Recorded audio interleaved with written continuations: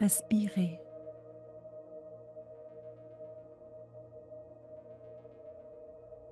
Ouverture.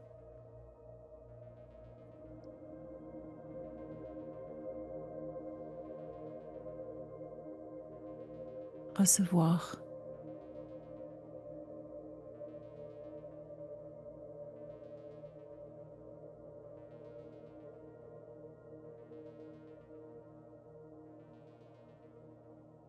Tu es en sécurité d'entendre, de laisser circuler,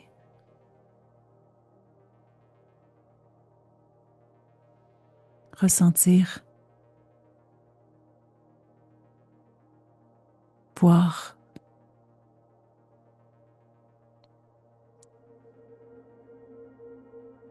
Libre.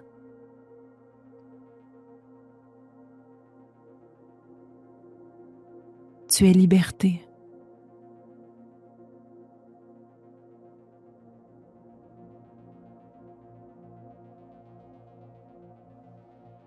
Création. Vision. Mouvement.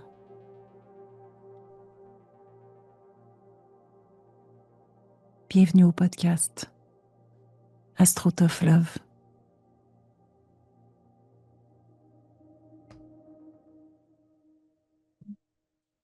Bon matin, bon midi, bonsoir et bienvenue à cet épisode de podcast Astro Tough Love. Aujourd'hui, je reçois mon très cher Sébastien Michel.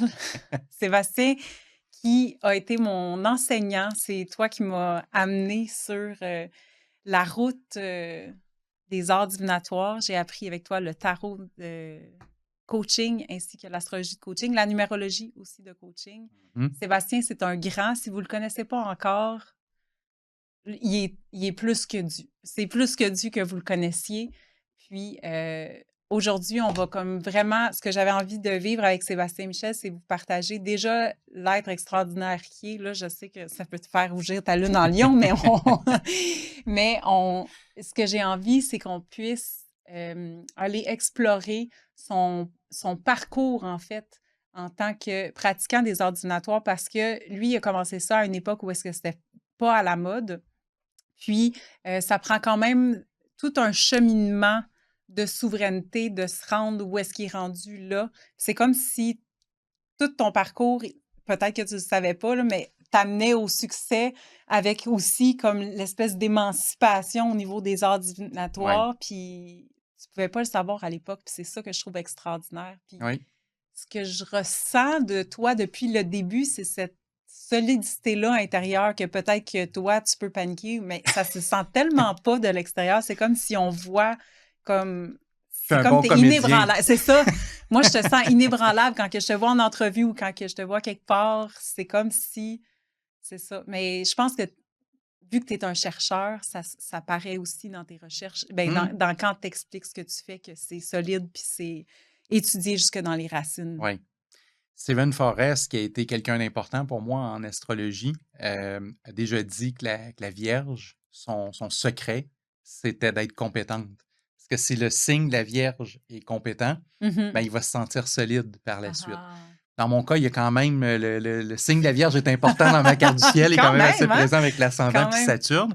Puis je pense que oui. Je pense qu'à partir du moment où je me suis senti vraiment compétent dans les arts divinatoires, j'ai perdu une partie du stress qui vient avec ça. Après, il y a peut-être des choses des fois qui sont naturelles puis qu'on ne sait pas, que ça vient peut-être d'une ancienne vie. Tu sais, la première fois que j'ai été à la télé, c'était pas prévu. J'ai comme eu un call 24 heures avant. Il y avait une astrologue de Montréal qui avait annulé, elle ne pouvait pas aller faire l'entrevue, puis là, il cherchait quelqu'un rapidement pour remplacer. Je n'ai pas mangé ni dormi dans les 24 heures qui ont précédé l'entrevue parce que j'étais tellement nerveux que c'était juste pas possible. Je pensais que j'allais être malade n'importe quelle seconde. Mais là, on parle de t'avais quel âge, puis ça faisait combien de temps que tu pratiquais? Une dizaine d'années, peut-être 12 ans, je dirais. Une douzaine d'années quand j'avais été à V pour Trucs et compagnie. C'est une émission qui n'existe plus aujourd'hui, mais c'était avec Alain Dumas puis José Turmel. Et puis, Et donc, oui, à peu près une douzaine d'années. Ça faisait quand même longtemps que je faisais du tarot, mais je n'avais jamais fait de télé.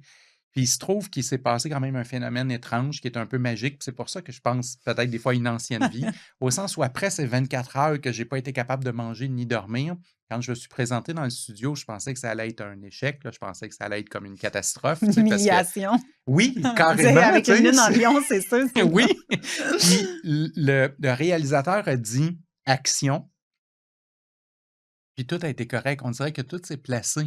C'est comme si instantanément, j'étais redevenu calme, centré. J'écoutais les questions de l'animateur, de l'animatrice, puis je répondais simplement aux questions. Puis ça a bien été. Puis toute ma vie, il s'est passé un petit peu ce phénomène-là d'être stressé face au fait d'aller parler en public ou d'animer quelque chose. Puis quand ça commence, on dirait que l'anxiété tombe, puis je fais juste être centré. Puis je le contrôle pas, ça se fait de façon naturelle. Fait que je suis content, là, je touche du bois, que ça continue. Mais moi, je pense que j'ai peut-être été sur une scène en quelque part dans une ancienne vie. Il y a quelque chose qui me vient naturellement quand c'est le temps de commencer Quand à les parler. projecteurs s'allument, Ouais. là, il y a une verticalité qui se crée en toi. Et pourtant, je suis quelqu'un qui est nerveux, je suis quelqu'un qui est anxieux. Ah. De façon, probablement que je me suis intéressé, entre autres, dans ma vie par les arts divinatoires, probablement parce que je suis quelqu'un qui est anxieux. Parce que quand il se prépare quelque chose dans ma vie, j'ai tendance à voir le mauvais scénario possible, la gaffe qui pourrait arriver ou le problème qui pourrait arriver. Fait que comme je suis anxieux, les arts divinatoires, ça a servi beaucoup à me rassurer. Je peux faire une prédiction ou je peux aller chercher un conseil, je peux avoir une idée de mes transits, les progressions, puis hop, ça, OK, c'est le bon moment pour le faire. Donc, moi, je pense que ça m'aide dans mon anxiété. Mais c'est vrai que c'est particulier d'être anxieux puis tout d'un coup d'arriver en public puis que les choses se passent bien. Puis Sébastien, ce qui m'avait attiré, en fait, à ton école, quand j'ai senti... J'arrivais à un point dans ma vie où est-ce que j'étais comme, OK, là, mon père est décédé. Tu sais, moi, j'ai une famille religieuse. Fait que ce que je fais, c'est comme... Je m'en vais direct en enfer, des choses comme ça. Mais là, quand mon père est décédé, on dirait que c'était comme là, la vie est courte, il faut que j'en profite. Puis là, ça fait longtemps que ça m'appelle. Fait que je sais pas pourquoi. En plus, c'est comme toujours l'astrologie qui m'attire en premier, mais je pense que le tarot, ça se peut-tu que l'astrologie commençait après le tarot puis que... Oui, effectivement. Tu voulais faire l'astrologie, mais l'astrologie était genre déjà commencé depuis quelques mois. C'est ça. Tu me dis, je vais faire le tarot, puis quand le tarot va se terminer, j'irai vers l'astro. C'est ça, oui. OK, bon, c'est parfait. Puis ce que j'avais vraiment... On dirait que quand je suis tombée sur tes vidéos YouTube, ça l'a créé un alignement en moi. J'ai genre fait, OK, c'est vraiment ça, parce que t'as créé, je pense que tu l'as créé, non? L'astrologie puis le tarot de coaching. Est-ce que c'est quelque chose... Tarot, beaucoup. En même temps, tu sais, les idées flottent là un peu, puis je suis pas le seul à avoir abordé cette idée-là, mais je dirais que je suis un de ceux qui l'a le plus développé en tous les cas, puis systématisé. En astrologie, mon approche, elle vient vraiment, vraiment de Evolutionary Astrology de Stephen Forrest, mais que je l'ai traduit par astrologie de coaching, parce que je trouvais qu'en français, astrologie évolutive ou évolutionniste, j'avais l'impression que ça ne rendait pas justice à ce que cette astrologie-là fait, alors qu'astrologie de coaching me semble plus descriptif de ce que c'est vraiment. Après, je connais des gens qui ont étudié avec Stephen Forrest, qui ont pris des cours avec moi, puis qui me disent que ce que j'enseigne, c'est pas la même chose. fait que peut-être que je m'en rends pas compte. Peut-être que j'ai développé une astrologie dont je suis pas tout à fait conscient. Mais moi, j'avais vraiment l'impression de me dire, j'ai appris avec Forrest, j'ai beaucoup, beaucoup aimé, puis je reprends simplement ça en français. Mais bon, comme tout, on amène toujours une personnalisation. Tu sais, j'ai mon vécu, mon bagage. Exact, ton langage aussi. Voilà, exact. Sébastien, pour celles et ceux qui ne sont pas au courant de c'est quoi l'astrologie de coaching, le tarot de coaching, c'est quoi l'aspect coaching? Qu'est-ce qu'il y a de différent comme approche dans les arts divinatoires que juste prendre un cours de tarot? De façon générale, c'est l'idée qu'on va se servir de l'outil, que ce soit le tarot ou l'astrologie, on va s'en servir pour conseiller plutôt que pour prédire. Comme par exemple, si je prends ma carte du ciel, au lieu de regarder ma carte du ciel puis dire je pense que dans la vie, je vais être quelqu'un pour qui la carrière va être super important, faire simplement une prédiction, je pourrais prendre la carte du ciel de quelqu'un puis lui dire moi, je vous conseille de mettre beaucoup d'emphase sur votre carrière parce que votre carrière va vous apporter du bonheur. À une autre personne, je pourrais dire, mais complètement l'inverse, regarder la carte du ciel puis dire, moi, je pense que c'est plus dans la vie familiale, intime, dans la créativité, des choses comme ça, c'est là où est votre bonheur. Donc, on ne fait pas de prédiction. On ne dit pas à quelqu'un, tu vas être un artiste. Et on va dire à quelqu'un, tu sais que si tu devenais un artiste, tu serais vraiment heureux. Tu rayonnerais, tu serais dans une énergie. Puis avec le tarot, j'aurais envie de dire que c'est encore plus précis que ça. Dans le sens où le tarot, ça peut être carrément quelqu'un qui, je donnais l'exemple de la carrière, tu sais, j'imagine quelqu'un qui viendrait me voir puis qui me dit, je suis une jeune entrepreneur, je m'apprête à démarrer mon entreprise puis je veux savoir comment réussir. Bien, on va prendre les cartes du tarot, puis on va prendre les cartes du tarot pour dire, voilà ce que tu dois faire pour trouver de la clientèle, pour faire en sorte qu'il y ait de l'abondance dans ta vie, pour que tu sois heureuse dans ton travail. On va vraiment prendre les cartes pour donner des trucs, des conseils de qu'est-ce que la personne doit faire. On ne prédira jamais rien. Si on est vraiment uniquement en coaching, on ne prédira rien. On va juste conseiller. Comment tu es arrivé à cette pratique-là? Bien, j'ai vécu une dizaine d'années de prédiction parce que je me suis formé à la prédiction.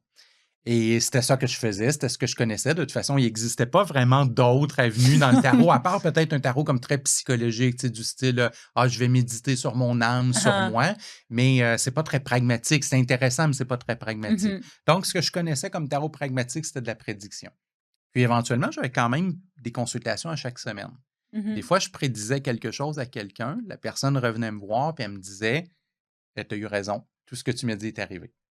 Puis des fois, la personne revenait me voir et elle me disait que les choses n'étaient pas arrivées. Puis j'étais toujours un peu étonné parce que je me disais pourquoi elle revient me voir, tu sais? Elle va voir un tarologue, elle paye, les choses n'arrivent pas, puis elle revient me voir. Mais en fait, ce que je comprenais, c'est que les gens disaient non, ce que tu m'as dit, c'était vrai, mais à cause de ce que tu m'as dit, à cause des avertissements que tu m'as donnés, j'ai trouvé des solutions. J'ai trouvé une façon de corriger les choses. Donc, ce n'est pas arrivé, mais c'est vrai que je m'en allais vers ça. C'est vrai que j'allais frapper un mur. Mais parce que les cartes de tarot m'ont montré que j'allais frapper un mur, j'ai pesé sur les freins. Et je l'ai évité, le mur. Ça, pour moi, là, ça a été comme un gros flash. Je me suis dit, je ne peux pas croire que je n'y avais pas pensé par moi-même avant. Les gens se servaient des prédictions du tarot pour les contourner, pour les éviter. Si la prédiction est bonne, ben vas-y, mon grand, tu sais, c'est comme, tout est parfait. Mais si la prédiction n'est pas bonne, ben on change de chemin, change de route, prend simplement une décision autre. Puis à partir du moment où j'ai réalisé ça, à cause de mes consultants, ben, tout d'un coup, je me suis dit, si le tarot il est capable de prédire que je vais frapper un mur, il doit sûrement être capable de me dire comment le contourner. Il doit sûrement être capable de m'expliquer ce que je pourrais faire pour ne pas frapper un mur. Et c'est là où j'ai commencé à dire à mes consultants, ben, on va faire une prédiction pour commencer. Si la prédiction est bonne, tant mieux. Vous avez ma bénédiction. Partez. Mais si la prédiction est négative, on va tirer d'autres cartes. Et les autres cartes vont vous dire comment éviter le problème. Et c'est comme ça que j'ai commencé à faire du coaching. Puis là, ben, ça s'est évidemment monté, organisé au fil du temps. Puis j'ai fini par carrément faire des tirages dans lesquels il n'y en a même pas de prédiction. C'est juste du coaching dès le départ. C'est ce que je pratique, moi. Oui. Je me souviens que c'était ce qui t'intéressait le plus. C'est ça qui m'intéressait le plus. Moi, j'étais super répondante pendant le cours. J'aimais bien ça. Oui. Je me rappelle que tu disais que tu aimais ça, les élèves qui donnaient les mêmes réponses que ce que tu avais en Oui. Ben oui. J'étais comme tout le temps, yes, je l'ai. Merci, Sébastien, d'être là. Ben, ça me fait vraiment plaisir.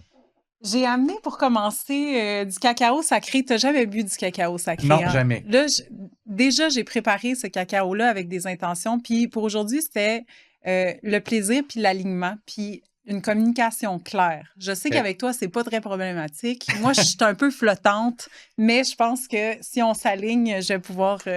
Après, ça dépend de ce que tu as mis dans le cacao sacré. Là. Mais là, je vais t'expliquer c'est quoi aussi le cacao sacré. Donc, j'ai mis communication claire, j'ai mis plaisir, puis j'ai mis alignement. Ça fait du sens. Et ce qu'il faut savoir, c'est le cacao, il est sacré parce qu'il est fermenté. OK. Et donc, qui dit fermenté dit champignon. Donc, ce que ça fait, c'est que ça l'ouvre le chakra du cœur. Puis ça peut donner un petit buzz. Ça peut donner un mini buzz quand c'est la première fois que tu le prends, mais c'est pas un buzz que tu... Comme, admettons, si tu prends des champignons magiques. OK. OK, on Si tu veux faire ça pendant qu'on est enregistré, filmé, là. C'est pas... On avait dit qu'il y avait le plaisir, hein? On est déjà dedans. Oui. C'est ça, mais c'est pas... C'est ça. On reste là. Mais c'est ça, il faut l'essayer pour le comprendre. Mais je te garantis que tu vas être capable de conduire. OK, parfait. Si je suis capable de conduire, c'est que ça doit être correct. Parce que ce que vous savez pas, c'est que Sébastien, il a fait un bon quasiment 2 heures, hein, Oui. dans le trafic en plus pour venir me voir. Avec Donc... la circulation montréalaise, ça a monté à 2 heures, effectivement. Aïe, aïe, aïe. Fait que, on commence ça avec du cacao sacré. Moi, là, je viens d'une famille de tasses, OK? On aime bien choisir nos tasses dans ma famille. Fait que là, j'ai amené 2 tasses. Moi, je peux pas être plus classique, c'est celle-là. C'est ça, je savais en plus. Oui. Tu vois, elle était déjà placée de même. Je le Oui, sentais. absolument. Fait que là, j'en ai beaucoup là-dedans. OK. Tu peux en prendre comme que tu veux. Mais je vais t'en servir un peu. Puis si tu en veux plus, tu me le diras. Oui, c'est parfait. D'ailleurs, je vous avertis, Sébastien Michel a sa bouteille d'eau à côté de lui. Ça se peut qu'il boive durant l'entrevue. Elle est cachée, mais on s'est dit qu'on voulait ça naturel. Puis, tu sais, on veut faire le moins de montage possible. Fait que ça se peut qu'il boive de l'eau pendant l'entrevue. OK. Fait qu'il y a une façon particulière de le boire. Déjà, on va le faire avec intention parce que c'est une médecine, en fait. C'est une médecine de la terre. Sentir, c'est une médecine qui nous connecte à nos sens, hein, finalement. Donc, juste la sentir. Pour l'instant, ça sent le cacao. Ça sent le cacao. Là, il y a un peu de sucre de canne dedans parce que je sais que c'est très amer et c'est pas tout le monde qui apprécie. C'est comme si tu buvais un peu de la terre, tu sais. Ah oui? Oui. Okay. Je vais essayer. Je peux oui, prendre là, la Oui, okay. C'est ça. Puis, tu sais, c'est ça. Tu connectes avec Gaïa, là, présentement, qui t'offre la médecine. Oh, mais c'est très, très bon. C'est bon, hein? Oui. Absolument. C'est fait avec un lait végétal, celui-là. Ben, moi, je le fais jamais avec du lait de vache. De toute façon, vu que c'est une médecine qui est végétale, j'ai pris un lait végétal amande. OK. Lait d'amande. Ça me rappelle effectivement un cacao classique, mais tu as raison, le goût de terre. Le goût de terre. Oui, exact. Mais celui-là, il est très bon. C'est d'ailleurs, si vous cherchez une belle place où vous en procurez, c'est Aya Natura. C'est une de mes amies qui fait venir ça directement du Pérou. Elle est tombée par hasard dans un café avec un couple de chamans qui organisent des cérémonies d'ayahuasca, mais qui font leur cacao aussi. Puis c'est vraiment... Là, c'est ton premier cacao, puis t'es chanceux parce qu'il est vraiment bon. Ben oui. C'est un délicieux cacao. Est-ce que c'est ici à Montréal, Aya Natura? Oui. Oui? Oui, elle est à Montréal. Bonne chose à connaître. Mais oui, effectivement, c'est très bon. Là, j'attends les effets, là, évidemment. Mais je me méfie. Je me méfie de ce qui s'en vient. Mais pour l'instant, c'est très bon. Regarde, ça va bien aller. Au pire, ça se peut que ça finisse debout, ça table. Tellement de joie de vivre. Non, je pense pas que tu vas être... Ouais. Sébastien, là, ce que j'avais envie comme concept avec toi, c'est parce que, tu sais, on va en profiter, on est 2 astrologues, puis en plus, t'es mon mentor, fait que c'est encore plus le fun parce que tu vas pouvoir m'évaluer, tu sais, savoir, après 10 ans, est-ce que j'ai bien fait ma job? Est-ce que tu dis toujours ce à quoi je pense? C'est ça la question. Ben, tu vois, moi, en astrologie, après avoir étudié avec toi, j'ai fait une formation en astrologie évolutive aussi, mais plus spécialisée dans les instructions lunaires. OK. Mais ensuite de ça, j'ai orienté mes recherches en analyse des capacités psychiques. Puis je me suis rendu compte que je faisais un type de télépathie qui est une télépathie scorpionique. Ah oui. Donc, ben oui. C'est ça. Fait que oui, je suis vouée pour toujours dire les bonnes réponses. Oui, c'est vrai. Ben, écoute, de façon générale, les signes d'eau sont très intuitifs, mais le scorpion est des fois épeurant là, dans sa capacité à mettre le doigt sur... Oui. Puis des fois, je me demande, c'est moi qui paranoïe. Mais c'est ça, hein, l'affaire, c'est que souvent, avec l'énergie du scorpion, on a accès à toutes les vérités plus notre paranoïa. Fait que finalement, on n'a comme pas plus... la vérité claire. Oui, c'est ça. Il faut arriver à faire le tri entre la peur puis la vérité, mais n'empêche qu'il y a beaucoup de ressentis dans le scorpion. Oui, c'est très là. Fait qu'ici, ce que j'ai mis dans un beau bol tibétain, c'est des placements dans ta carte du ciel parce que ce qui m'intéresse aujourd'hui, c'est qu'on parle de ta carte du ciel puis qu'on parle de l'arrière-scène de qui est Sébastien Michel, entrepreneur puis enseignant. Fait qu'il y a des placements ici, puis je m'en souviens pas mal par cœur, mais ça se peut que je sorte mon téléphone juste pour comme voir l'ensemble de la carte du ciel puis que je me rappelle quelles questions j'avais envie de te poser Ben oui. avec chacun de ces placements-là. Donc, je vais t'inviter. Est-ce que tu es prêt à piger Oh, un de tes propres placements? Oui, je vais comme... Attends, je vais essayer de lire. Lequel qui est moins pire? Non, on va aller complètement au hasard. OK. Je te le donne, je le lis. Lis-le. Ça se peut que ce soit en formule aussi, mais je pense que tu es capable de lire ça. Ah ben oui, c'est évidemment. En plus, on en avait parlé avant, avant le début de l'enregistrement. Mais par contre, tu l'as complété avec autre chose. OK. Saturne en Vierge en maison 1. Mhm. Okay? Sauf que toi, tu as ajouté qu'il était opposé au nœud sud dans le signe du Poisson et dans la maison 7. Oh mon Dieu, ça, c'est une question croustillante que j'avais. Ah oui, OK. Je te laisse poser la question. Mais t'avais-tu quelque chose que tu allais dire? Je pense juste que c'est parler des nœuds lunaires, tu sais, c'est comme... J'ai parlé de Steven Forrest là, depuis le début, je vais le reciter. Ouais. Ça fait genre 50 ans qu'il fait de l'astrologie. Mm-hmm.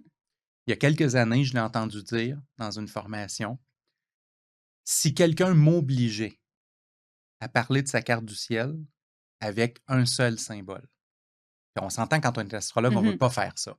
Parce qu'on sait qu'on va se faire prendre. Si tu parles juste du Vénus de quelqu'un, tu vas te faire prendre parce qu'il y a plein d'autres planètes ailleurs et tout.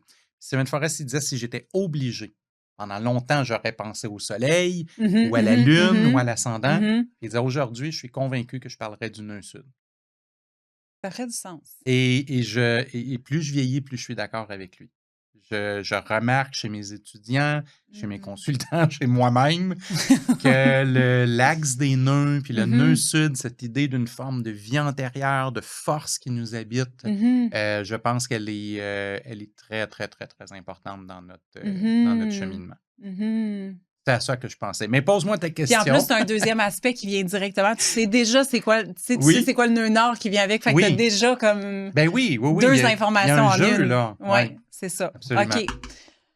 Ma question par rapport à ça. Là. OK, puis là, pour celles et ceux qui ne parlent pas astrologie, si on peut dire ça comme ça, vous n'avez pas besoin de retenir quoi que ce soit. Juste suivez le flow puis compliquez-vous pas la vie, OK? Mais je vais parler, on va parler juste de ces phrases-là, premièrement, pour ensuite que je pose ma question. Oui. Déjà, Saturne en Vierge, maison 1, qui est tout un défi. Moi, je me rappelle, quand je suis arrivée dans ton cours, Sébastien, je trouvais ça particulier, puis je me suis demandé si tu n'avais pas un TOC. Parce que j'avais vu que tu avais tes cadres qui étaient comme placés sur les cadrages, que tout était... Je voyais la distance entre chaque élément de décoration dans ta pièce, puis j'étais comme, il y a quelque chose ici. C'est comme si on veut, il y a comme une recherche, on veut que ce soit droit. On veut que ce soit... Hein? Quand tu es rentré, j'étais à Montréal, là, donc j'étais dans mon appartement à Montréal, dans Hochelaga. Dans cet appartement-là, une des premières choses que j'ai faites quand je suis emménagé, c'est que j'ai été chercher un tournevis. Parce que, tu sais, les interrupteurs sur le mur, les prises électriques, etc., il y a toujours au moins 2 vis là, sur chacune d'entre elles. Puis ça me fatiguait beaucoup, beaucoup parce que l'alignement des vis était pas comme... Il était différent d'une vis à l'autre. Donc, j'ai pris 5 minutes dans ma vie pour remettre les vis droites pour qu'elles soient toutes alignées dans le même sens. Moi, je pense pas que c'est un TOC. Je pense que c'est tout à fait normal de se comporter comme ça. Mais je te donne le droit à ton opinion, là, quand même. On parle pour parler, là, quand je dis un TOC, c'est très généralisé, mais je trouvais ça particulier parce que tout nous paraît normal quand on est habitué d'être en nous. Oui. Hein? Puis, mais il y avait comme un gros clash avec mon normal à moi, si je pourrais dire ça comme ça, mon naturel à moi. C'est sûr que si quelqu'un est désordonné le moindrement puis qui arrive chez moi, et là, ça... Mais ça faisait du bien pour étudier, par exemple, parce qu'on sentait cette espèce de... Hein, là, il n'était pas comme perdu dans une espèce de voyage c'est ça, tout était bien droit, tout était bien calculé entre entre chaque toile qu'il y avait, ben, c'était des cadres, là, il y avait vraiment exactement le même espace avec le plafond, avec le cadre de porte, tout était, c'est ça. Donc, il y avait une belle structure qui était là. C'était quasiment des briques. C'était quasiment imbriqué. C'est vrai, c'est vrai. Autre chose, en fait, parce que non seulement ton Saturne est en Vierge maison 1, mais ton ascendant est Vierge, puis ça, c'est quelque chose qui est particulier aux ascendants Vierges. Puis c'est drôle parce qu'il y a beaucoup de ma clientèle que je leur parle de ça quand il y a des ascendants Vierges ou des placements comme très forts en Vierge, comme ça. Tu sais, comme que les choses doivent être faites d'une certaine façon, puis que ça peut ressembler à un petit toc. Ça peut ressembler à ça. Oui. Puis souvent, les personnes, en fait, c'est toujours, jusqu'au prochain... ça a toujours été comme ça. C'est comme si la personne fait comme « non, je pense pas », puis finalement, elle commence à en nommer une affaire. Puis là, elle commence à conscientiser à quel point c'est là. Ben oui. Puis l'autre chose que tu nous avais déjà donné comme exemple, parce qu'on se demande, Sébastien Michel, cette chemise-là, je me trompe ou tu l'as en 7 éditions? Je pense que c'est 8, si je me souviens bien. Pour un jour de malchance. Oui, voilà. J'ai pas le temps de faire du lavage. Est-ce que tu peux nous en parler déjà de ça? Oui, ça fait longtemps, hein? Je me souviens plus exactement ça fait combien d'années, mais j'étais tombé à un certain moment sur une entrevue de Steve Jobs qui disait qu'il portait les mêmes vêtements à tous les jours, dans le sens que lui, il trouvait que c'était génial parce que ça y avait enlevé un espèce de, je sais pas, de stress ou d'histoire que le matin, il faut que tu penses qu'est-ce qu'il faut que tu mettes, puis que c'est quoi les circonstances aujourd'hui, qu'est-ce que j'ai besoin d'avoir. Puis j'avais été séduit par cette idée-là. Il y a juste un ascendant Vierge qui est séduit par ça. Oui, mais en tout cas, moi, je trouvais que ça faisait bien du sens. Là. Oui. Puis je l'ai essayé. J'ai essayé, puis je ne suis pas revenu en arrière. Donc, d'après moi, ça fait une dizaine d'années que ça fait pas 10 ans que j'ai cette chemise-là, dans le sens où, genre, aux 2 à 3 ans, je change mon kit. Là, je vais chercher un nouvel ensemble. Oui. Mais oui, je vais porter les mêmes vêtements 7 jours sur 7, peu importe les circonstances, pendant peut-être 2 années, je dirais. La seule chose que j'ai de plus que ce que tu vois actuellement, c'est que j'ai un veston. Au cas où, mettons, je sais pas, moi, je vais dans un restaurant chic ou un endroit, tu sais, que c'est plus chic, ben j'ai un veston pour aller avec ça, pour rendre les choses plus officielles. Mais effectivement, j'ai pas d'autres vêtements que ceux-là, donc j'ai 8 fois cette chemise-là, 8 fois le jeans. J'ai 2 fois la même paire de chaussures pour... OK. Puis, quand tu as terminé ton cycle... Oui. Qu'est-ce que tu fais avec tes vêtements? Tu vas les porter à la friperie? Oui, okay. Effectivement, j'ai une espèce de centre de don là, qui n'est pas très, très loin de chez moi. Puis quand c'était à Montréal, il y avait même une place au coin de la rue que je pouvais aller les porter. Mais maintenant, à Shawinigan, il y a un centre que je peux aller porter. Oui, effectivement. Non, je ne garde pas mes vêtements par la suite. De toute façon, ils sont usés. Tu sais, après 2 à 3 années, il y a une usure. Fait que je les donne. Fait qu'on peut quasiment savoir... C'est ça, on reçoit comme 7 chemises pareilles. Oui. On peut être certain qu'il y a un ascendant Vierge. Le plus drôle, c'est... Ça n'arrive pas souvent parce que c'est juste aux 2 à 3 ans, mais le plus drôle, c'est quand je vais à la boutique de vêtements. Comme, mettons, là, le kit que je porte actuellement, le jean, c'est pas celui-là que j'avais choisi au départ. C'était un autre pantalon. Je pense que j'étais chez Point Zéro. Puis là, il y a un pantalon qui me plaît, je l'essaye, il me fait bien, tu sais. Puis là, je sors, puis je dis à la vendeuse... OK, mais sauf que vous avez d'autres exemplaires? Non. Moi, j'en veux 7. Là, elle vérifie dans d'autres boutiques, puis elle ne peut pas commander 7 exemplaires. Fait que j'ai dit, ben non, je n'achète pas parce que faut absolument que j'achète 7 exemplaires. Ça n'aurait pas fait 3-4, là. Non, puis je pense que la jeune femme était un peu bouleversée par cette histoire-là. C'était pas dans sa normalité à elle. Non. Fait que si un jour elle entend parler de moi, c'est sûr qu'elle va dire à ses amis, hey, ce gars-là, il est déjà venu puis il a refusé d'acheter un jeans parce qu'on ne l'avait pas en 7 exemplaires. Oh mon Dieu, c'est divertissant. Moi, j'aime beaucoup les personnages dans ma vie. J'aime ça quand c'est comme des personnages de pièces de théâtre. Oui. C'est ce qui fait ton unicité, là. Ceci dit, à part ce trait-là, je pense que je suis très ennuyant. Mais bon. C'est ce qui vient avec la Vierge aussi, mais on construit petit à petit, on construit là-dessus. Oui. Puis l'autre chose aussi qui vient avec ça, qui va m'amener directement comme à la question plus tard, c'est l'aspect de la santé. Oui. Oui. Il y a- Qui est malheureusement mon point faible, là. Ouais, On saute d'un point divertissant à un point Oui. faible. Oui, c'est ça. C'est comme si Saturne te dit de faire attention justement Ouais. à ton hygiène de vie, à tes routines. J'ai pas le choix. J'ai Mhm, pas le choix. J'ai beaucoup de fragilité. mhm, À ma naissance, mhm, ma naissance s'est très, très mal passée. mhm. Ma mère était en danger quand elle a Ah accouché. ouais? On soupçonne, tu sais, c'est toujours difficile à dire, puis je ne veux pas lancer d'accusation, mais on Mhm, soupçonne à l'époque que les médecins ont réagi beaucoup trop tard, dans le sens où elle a eu des contractions, puis j'étais pas capable de sortir pendant genre une douzaine d'heures. Oh mon Dieu. Et éventuellement, ma mère se souvient. Ma mère se souvient, malgré l'épidurale et tout, là, tu sais, fait que c'est pour dire comment ça l'a marqué. Elle se Mhm, souvient qu'il y a un médecin qui entre dans la salle d'accouchement et qui dit: «Mais qu'est-ce que vous faites là? Cette femme-là a besoin d'une césarienne». Puis tout de suite, là, parce que mon cœur avait commencé à battre de façon faible, j'avais des signes vitaux qui tombaient. Donc, j'ai été sorti d'urgence à la césarienne. mhm, Et quand j'étais enfant, j'ai passé plusieurs mois à l'hôpital.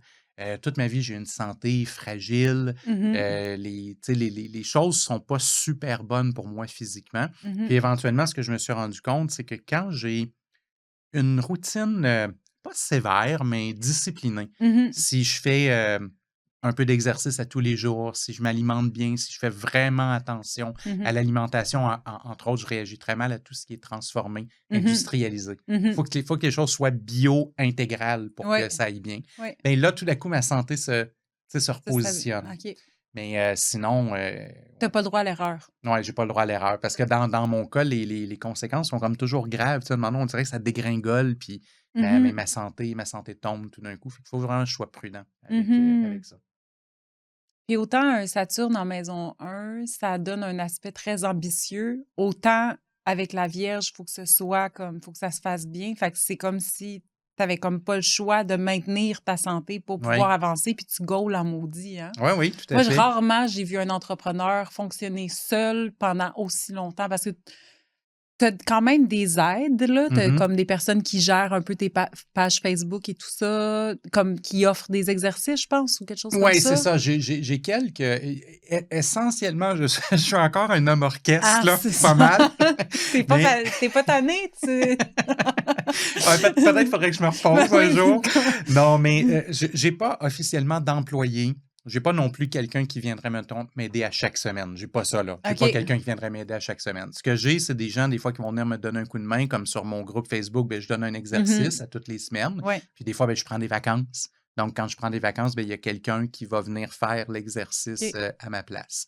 Ma conjointe aussi essaie de me donner un coup de main des fois, Mhm. comme tu sais, pour le côté beaucoup clérical, des fois répondre à certains emails. J'ai des gens qui m'aident dans l'entreprise parce que s'il y a une chose que je ne connais pas, c'est les chiffres. Donc, moi, la comptabilité, la mathématique, la fiscalité, tout ça, c'est vraiment quelque chose qui me dépasse. Puis ça m'épuise, tu sais, Ah tellement que ça me ouais? dépasse, oui. Fait OK. que j'ai un comptable là, Qui va gérer ça, oui, qui là. va s'occuper de ça, puis dire les taxes qu'on doit donner au gouvernement, tu sais, c'est lui qui va le calculer, puis il va faire ça. OK. Ça, c'est quelque chose que je me suis débarrassé vite parce que je suis vraiment, vraiment mauvais pour faire ça. OK. Puis ça me désespère quand il faut que je le fasse. Mais pour le reste, pour ce qui concerne vraiment mon métier, ouais, je t'avoue que je fonctionne pas mal tout seul. C'est assez incroyable. Oui. C'est assez incroyable. Tu as écrit combien de livres? Là, là, d'ailleurs, tu viens de sortir ton 7 ou 8? manuscrit, là. Oui. Tu viens de le terminer. Et il n'est pas sorti. Là, excitez-vous pas. Il n'est pas sorti encore, mais tu as 6 à 8 terminé. mois, d'après moi, ça Non, devrait arriver. Oui. c'est ça. Mais Ouais. t'as combien de livres que tu C'est as 7 ou écrits? 8. Il 7 ou 8? faudrait que je regarde. J'en ai en tarot, j'en ai 3 chez Amazon qui sont en auto-édition, puis j'en ai 2 qui sont chez des éditeurs traditionnels, donc on est à 5. J'ai 2 livres d'astrologie, donc on est à 7, puis j'ai écrit 2 romans, fait qu'on est à 9. Puis là, ton manuscrit, ce serait le Ça 10e. serait le 10e. Ouais. Quand même. Puis là, Et j'ai commencé à écrire le 11e, en passant. il a annoncé cette semaine que le manuscrit était terminé. Ça finit plus. Non, j'ai écrit l'introduction du 11e. Ça aussi, c'est un des traits de la Vierge, Oui, l'écriture. oui, L'enseignement à l'écriture. oui. Et moi, j'ai mes études n'étaient pas, ben, je veux dire, mes études comme genre officielles, là. Oui. C'était pas en tarot, là. Je ne suis Ouais, pas à on s'entend l'université de que... toute façon pour apprendre le Quel tarot. dommage. Exact. Mais moi, j'ai étudié en littérature pas en cinéma. OK. Donc, c'est sûr que j'avais écrit des scénarios, j'avais écrit des nouvelles. Tu sais, ça, c'est quelque C'était chose déjà dans là. lequel je baigne depuis longtemps. Mon père a composé des chansons dans sa vie. C'est un auteur-compositeur. Donc, voilà, tu sais, je Mhm. baigne là, quand même dans l'écriture depuis longtemps, puis j'aime ça, écrire. Ah ben ton père, j'aimerais ça y revenir tantôt. Oui. Mais on va y revenir. J'ai confiance. OK, fait que si on parle de l'opposé, OK, moi, j'avais une question, OK? Parce que là, tu as ton nœud nord, puis pour celles et ceux qui ne le savent pas, le nœud sud représente ce qu'on porte comme expérience de notre ancienne vie. T'sais. Puis souvent, une bonne partie du début de notre vie, c'est comme si on se réapproprie un peu ces forces-là, puis un peu ce vécu-là. Puis tranquillement, c'est quoi? C'est autour de la trentaine, 30, 35, on commence Oui, à sentir l'appel du nœud nord, de plus finalement, en plus. Hein. qui est à l'opposé, tu sais, de plus en plus. Puis il y en a que ça se passe presque... Oui, parce qu'il y a un libre arbitre là, Oui, quand c'est même ça, dans c'est ça. Là, ça. C'est comme si oui, tu acceptes ce qui t'est proposé, ou sinon tu cultives la résistance oui. jusqu'à la fin de ta vie. Et tu peux. Finalement, puis là, c'est C'est ça. un bon exercice C'est d'ailleurs. ça. Oui, oui. Vraiment, vraiment. Mais ce que ces personnes-là ne savent pas, puis ce qui m'a beaucoup rassurée, c'est qu'en parlant avec toi de le nœud sud, nœud nord, c'est que en plongeant un peu dans le nœud nord, puis en acceptant la mission du nœud nord, parce que souvent, le nœud nord, il vient souvent comme avec une espèce de lâcher-prise aussi, parce que on est habitué de gauler pour atteindre le nœud sud, quand finalement, c'est de s'ouvrir, puis de lâcher prise, ouvrir nos horizons, peu importe ce que c'est, mais c'est d'accepter la mission du nœud nord. Puis là, c'est comme si... on a comme peur de ne pas pouvoir avoir accès au nœud sud après, tu sais, ou comme puis de passer à côté, ou de, tu sais, parce que ça peut être franchement fort. Là. Moi, j'ai comme ces maisons 4 puis 10, tu sais, puis mon nœud sud est dans la maison 10, fait que c'est comme très ambitieux, puis je le sens dans moi, mais là, c'est comme si mon nœud nord, il me dit, là, retourne dans ton foyer, retourne dans tes émotions, des choses comme ça, puis je suis comme, mais là, je vais-tu passer à côté de ma carrière? Sauf que ce que tu m'avais dit, c'est que une fois que l'on se réapproprie le nœud nord, on peut comme vivre de façon harmonieuse le nœud sud. À mon avis, c'est le but. Je pense pas que le but, ça soit comme de mettre un X sur le nœud sud puis dire « Ah, ça, c'est mauvais », mais le vivre positivement, par contre. Exact. Et là, dans ton cas, toi, tu as ton nœud nord en poisson. Donc, il y a comme l'aspect beaucoup de la compassion aussi, parce que c'est comme dans la maison 7, la maison qui est relationnelle. Donc, il y a un rapport, tu sais, ton nœud sud est probablement en conjonction avec Saturne, si on fait le lien, s'il est en opposition. Avec une certaine orbe, là, oui. C'est ça. Exact. Puis, il y a comme, ce que je voyais, c'est que il y a comme une espèce de sévérité qui vient avec la Vierge, puis la maison 1 aussi, qui est comme je fonce, puis c'est moi tout seul. Puis là, c'est comme si ça vient dans la maison 7 de comme faire des relations, entrer en espèce de... C'est quoi? D'être en contrat avec d'autres personnes. Avec cet aspect-là du poisson qui est de se mettre à la place de l'autre, comprendre l'autre, faire preuve d'empathie, si on peut dire ça comme ça. Oui. Ma question, là, c'est... Premièrement, est-ce que tu sens ce nœud nord-là travailler en toi, puis est-ce que ça t'amène à comprendre ta fragilité au niveau de ta santé autrement? Oui, je dirais que d'une certaine façon. Premièrement, oui, je le sens travailler en moi. Là. Avant même de réfléchir au lien avec la santé, c'est sûr que je le sens travailler en moi. Pour moi, ce nœud sud-là qui est en poisson. Et dans la maison 7, il y a à voir avec une grande peur du chaos, une grande peur de l'inconnu. Je suis extrêmement mal à l'aise avec les émotions. C'est comme la chose que moi, j'ai beaucoup, beaucoup de difficultés. C'est quelqu'un, mettons, qui va fondre en larmes ou quoi que ce soit. C'est comme, j'ai aucune idée de quoi faire avec ça. Il y a quelqu'un qui va être en train de se noyer, là, je vais être celui qui va réagir, tu sais, puis qui va aller le chercher, puis il n'y a pas de problème, puis on va trouver les solutions, puis on va placer les choses. Puis, OK, garde, je vais faire un plan, il n'y a pas de problème. Mais si la personne n'est pas en train de se noyer, qui est en train de pleurer, tout d'un coup, j'ai l'impression de perdre. Tout ce que je pourrais faire, j'arrive plus à réfléchir. Donc, la peur de l'émotion, la peur du chaos, même ma réaction dans les arts divinatoires de travailler avec des méthodes qui sont très, très structurées. Fait qu'on pourrait dire une certaine peur de la clairvoyance, une certaine peur du ressenti. Tu sais, tout ça, je le sens beaucoup. Mais ta question est intéressante parce que tu faisais aussi un lien avec ma santé. Avec ma santé. Et je pense que plus je vieillis et plus je me réconcilie avec ce nœud en poisson de façon saine, ben, j'ai l'impression que ma santé va mieux. Comme si, quand j'étais juste dans le contrôle absolu, tu sais, de compter les calories ou vérifier la liste des ingrédients systématiquement, puis quand j'avais quelque chose qui était trop serré, c'était correct, j'en avais besoin pour maintenir ma santé, mais en même temps, je finissais par avoir aussi des problèmes qui étaient générés par trop de sévérité. Maintenant, plus les choses avancent, plus j'ai l'impression de sentir une certaine fluidité dans ça. Je trouve que j'ai moins peur du chaos. Je trouve que je m'habitue plus aux émotions.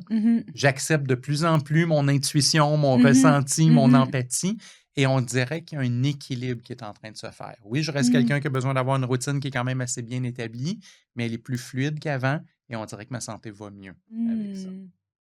Particulier, tu parles de ça parce que ça, c'est quelque chose d'autre que j'avais écrit dans les petits papiers, le fait que ta lune soit en maison 12. Puis que souvent, moi, je vois comme les placements dans la maison 12 comme des archétypes qu'on aurait laissés dans le ventre de notre mère. Oh. Puis la lune, ce serait comme la sécurité intérieure, finalement, tu sais, qui fait que d'une part, c'est comme si notre sécurité intérieure, c'est comme si on n'est pas né avec. Puis d'une autre part, c'est comme si quand on ressent, c'est comme si on ressent l'inconscient collectif au grand complet. On est littéralement dans la mer des émotions de tout le monde. Fait que ça peut être, tu sais, quand tu parles de chaos, c'est ça peut être comme enivrant, là, littéralement. Puis c'est comme, tu sais, un peu en chute libre. Tu sais, quand tu ressens tes émotions, puis souvent, le monde qui ont des lunes en maison 12, c'est comme du monde qui se réveille que tout d'un coup, sont juste comme, voyons, je vais pas bien, tout d'un coup, comme ça, ou en plein milieu d'une journée. On sent qu'il y a comme quelque chose que, voyons, qu'est-ce qui se passe avec moi? Puis souvent, c'est parce qu'il y a comme une coupe à blanc quelque part dans le monde, puis on le sent, mais on s'en rend pas compte, tu sais.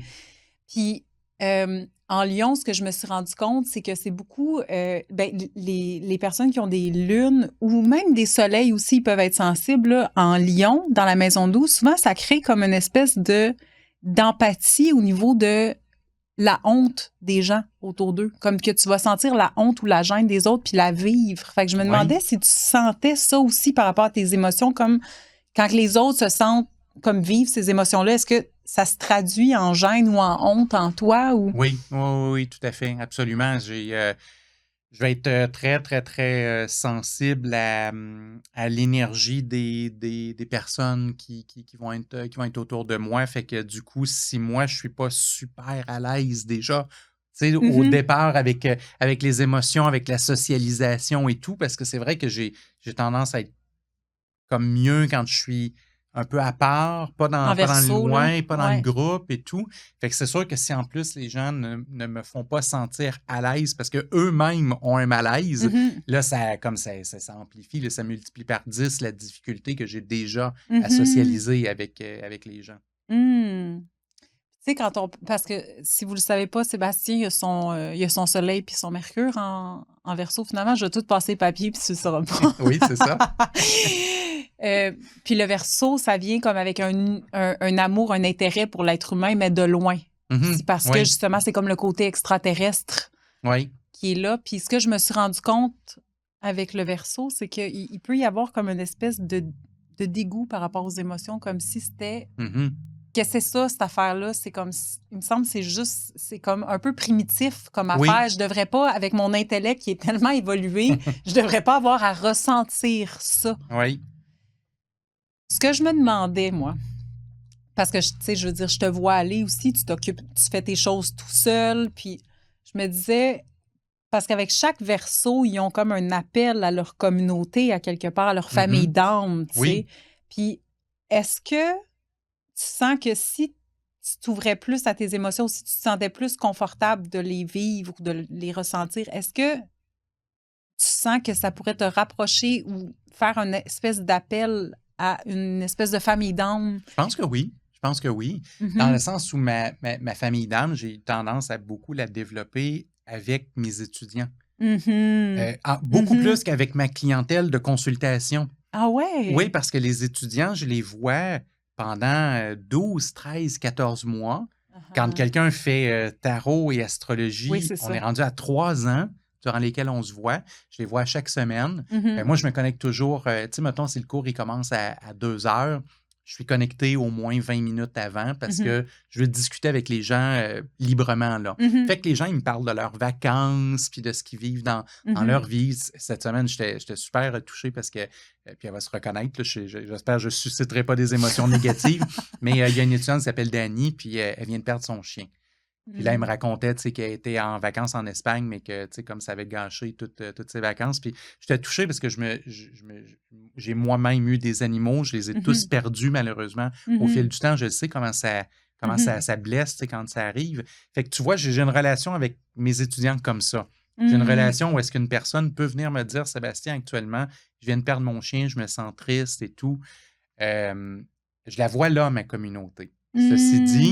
Ceci dit, c'est vrai que ça reste quelque chose qui est à distance. Tu sais, je suis quand même le professeur, le cours, il commence à une certaine heure, il se termine à une certaine heure.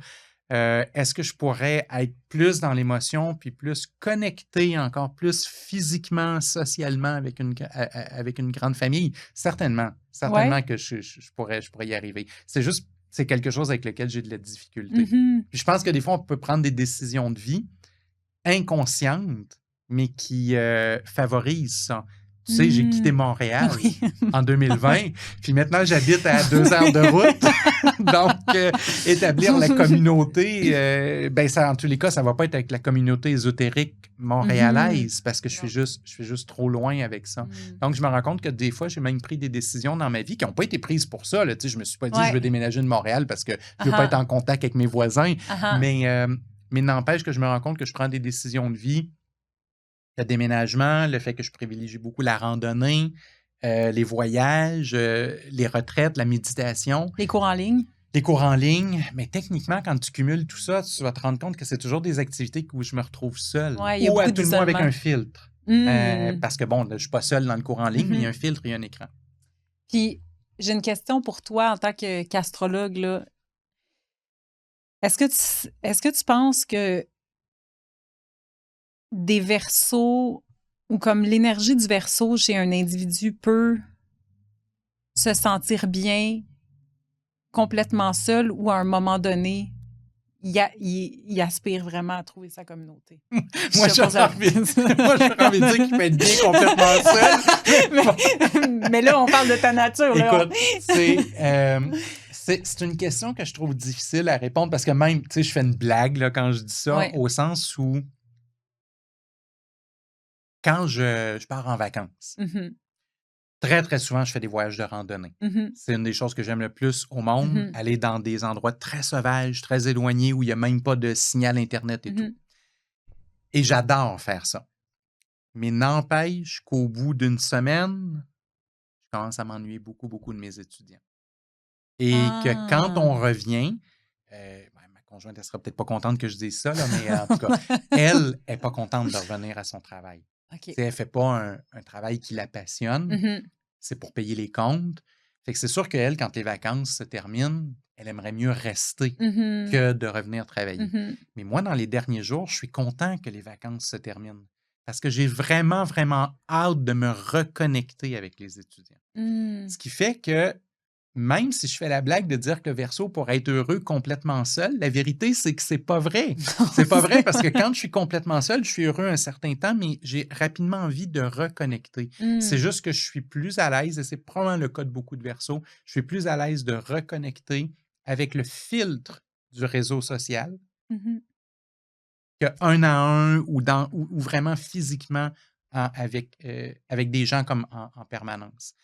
Et dans ma carte, elle t'a parlé de la Lune en maison 12.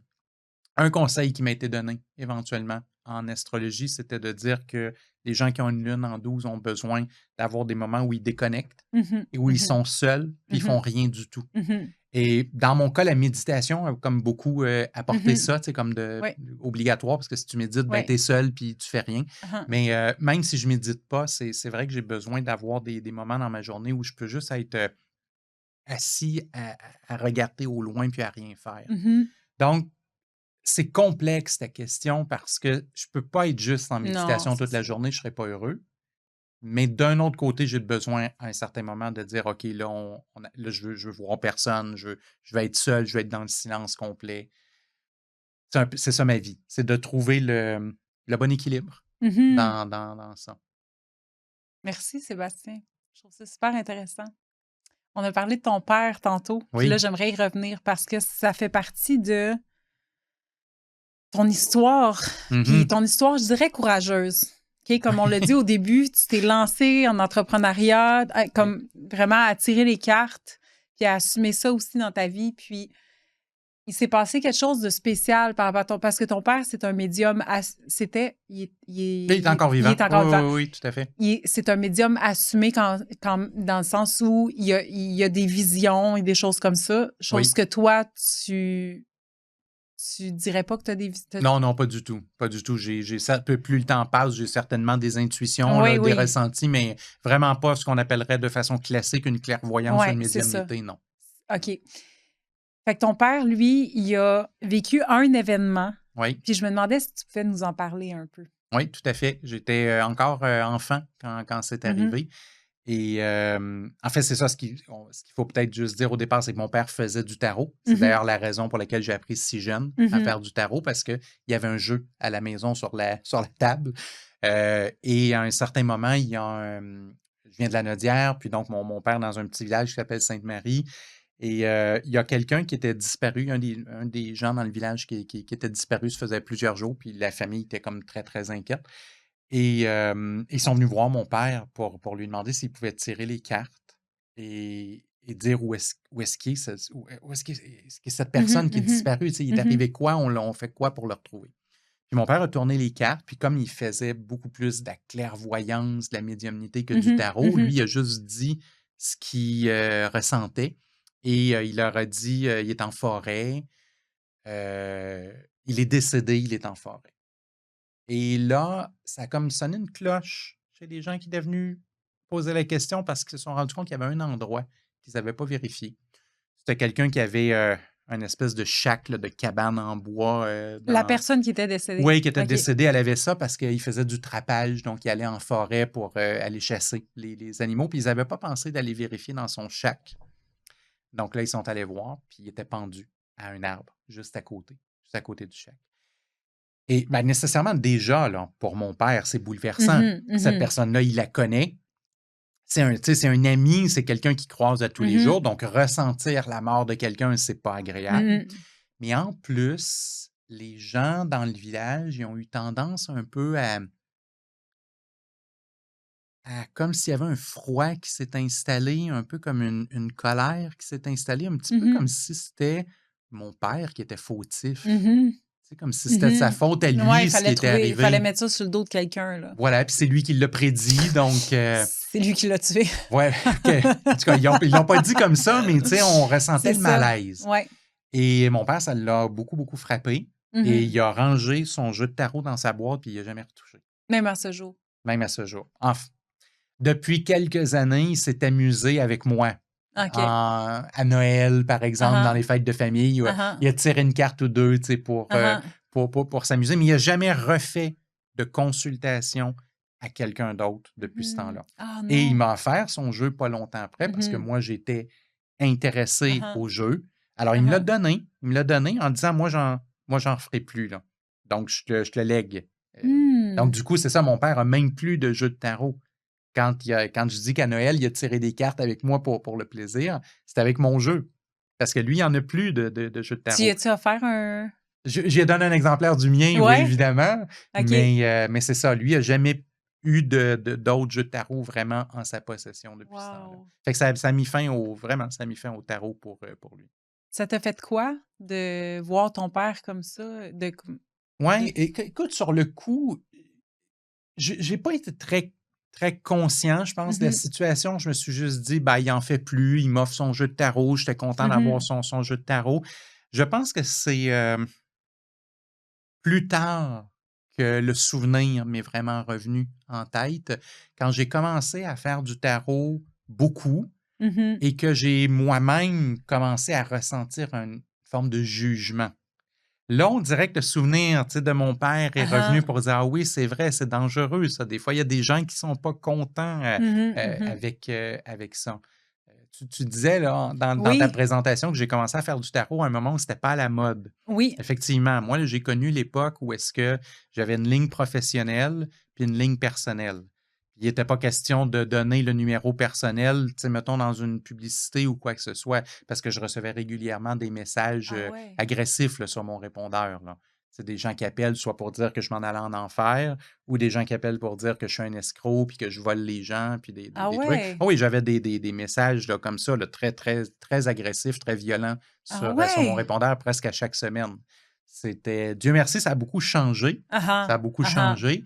Mais oui, effectivement, il y avait une très mauvaise réputation, beaucoup plus qu'aujourd'hui. Elle existe encore, Mais la oui, c'est mauvaise encore là. réputation, C'est mais encore là. c'était plus fort il y a 15 ans, disons 20 ans à peu Ouais. près. Ben, il y avait comme toute la période de Jojo Savard aussi, là. Voilà, les lignes, C'est à ça. 5,95 C'est la ça. Que t'as minute fait et d'ailleurs? que j'ai fait pas très longtemps, pas très longtemps, mais oui, j'ai eu mon baptême de feu, effectivement, sur des lignes comme ça. J'ai un amour-haine pour la ligne de voyance, dans Mhm, le sens mhm. où j'ai fait mes classes sur ça Ouais. et ça m'a aidé parce que quand il faut lire 25 personnes en 3 ou 4 heures, là, tu apprends là, pour vrai. Là, il faut que tu sois capable de Ah les ah. lire, les cartes, puis de faire les Ah choses. ah. Ça a été formateur, mais j'ai aussi démissionné très, très vite quand j'ai...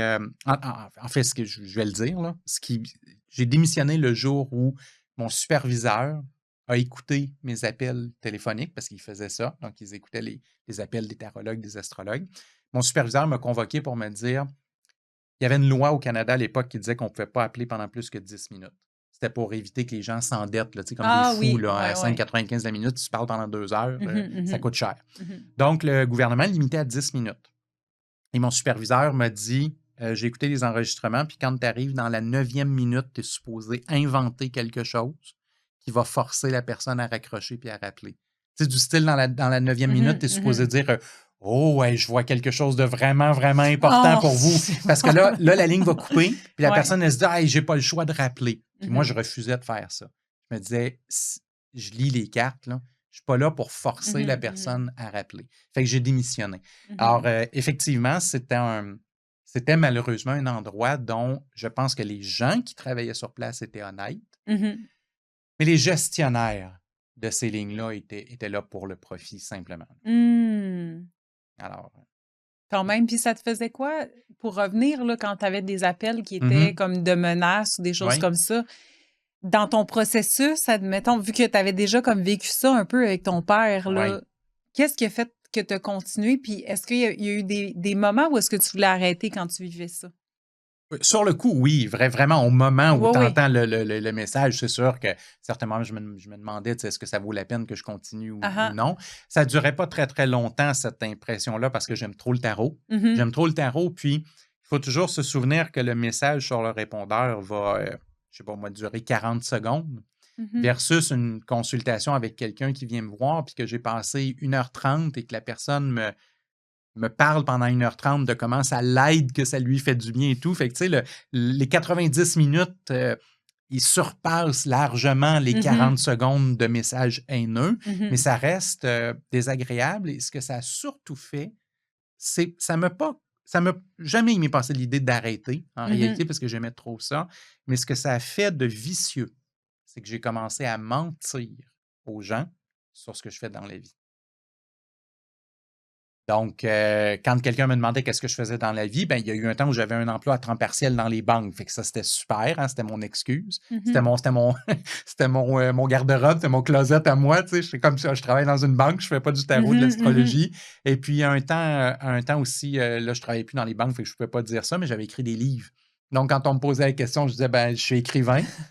Ça, c'est une façon de t'en sortir. Puis tu croises les doigts pour dire que la personne ne demande pas quel livre exactement est-ce que tu as écrit. Donc, pendant longtemps, je me suis caché sur le métier que je faisais parce que j'attendais d'avoir gagné la confiance des gens avant de leur dire ce que je faisais. Ça a été l'effet pervers de ces messages-là. Aujourd'hui, je ne fais plus ça. Là. Aujourd'hui, c'est comme... Tassez-vous. Oui, non. On me demande qu'est-ce que je fais dans la vie, puis je le dis. Là. OK. Ouais. Ça t'as été combien de temps, admettons, dans cette dynamique-là de... De cacher? Oui. Une bonne dizaine d'années. Ah ouais? Oui. Hein?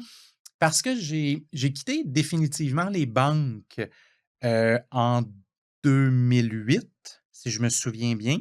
Entre 2005 à 2008, ça a été ma transition entre tarot à temps partiel, tarot à temps plein. Donc, j'ai quitté les banques dans cette zone-là, puis j'ai probablement dit que j'étais écrivain pendant au moins 5 ans. Okay. Donc, ça nous amène autour de 2013. Puis on est en 2025 aujourd'hui. Fait que oui, ça doit faire une dizaine d'années que je le dis très spontanément, mais avant ça, j'avais comme le réflexe de dire, si les gens ont confiance en moi, s'ils voient que je suis sérieux, s'ils voient que je suis honnête, là, je vais pouvoir leur dire. Alors qu'aujourd'hui, ma réaction, c'est de leur dire, puis de les laisser gérer. Voilà, ils en penseront ce qu'ils en penseront. Puis ça a été quoi le déclic qui a fait que tu as commencé à le dire? Je suis pas certain nécessairement qu'il y a eu un déclic. J'ai une histoire drôle que je raconte souvent, puis je vais te la raconter encore. Je suis pas sûr que c'est là qui est le déclic, parce que je pense que ce qui a changé, c'est moi. C'est pas l'extérieur, c'est pas que c'est devenu à la mode ou quoi que ce soit, c'est moi qui ai changé. C'est que au fil du temps, j'ai pris plus confiance en moi. Puis, j'ai été plus dans une démarche d'acceptation personnelle. Je fais énormément de thérapie dans ma vie. J'ai essayé d'affronter beaucoup les blessures, les peurs que j'ai, les choses comme ça. Puis, plus j'ai fait ça, plus je trouvais ça facile après simplement d'assumer qui est-ce que je suis, qu'est-ce que je fais, qu'est-ce que j'aime. Mais bon, l'anecdote que je raconte toujours parce qu'elle est vraie et elle m'a fait rire, c'est qu'à un certain moment, j'ai été faire un voyage de randonnée au Texas. Quand on revient, moi et ma conjointe, il y a eu comme une erreur avec la compagnie d'avion, puis on n'est pas assis ensemble dans l'avion. Je me retrouve assis sur une rangée de 3 avec 2 Texans à ma gauche et à ma droite. Ils ont le chapeau de cow-boy, puis ils ont voté pour Trump. Là, okay? Oui, ils sont religieux, il y a le crucifix, il y a le chapelet, des choses comme ça. Ils sont très religieux, ils sont très conservateurs. Et on parle. Et éventuellement, j'ai peur parce que je sais que la question va finir par arriver. Je me dis, c'est les 2 personnes à qui je ne peux pas dire ce que je fais. Fait qu'éventuellement, la question arrive, puis là, ils me demandent qu'est-ce que je fais dans la vie. Et j'ai jonglé là, dans ma tête à dire, est-ce que je le dis? Est-ce que je mens? On est dans un avion, ils ne peuvent pas vérifier. Tu sais. Finalement, j'ai décidé de leur dire. OK.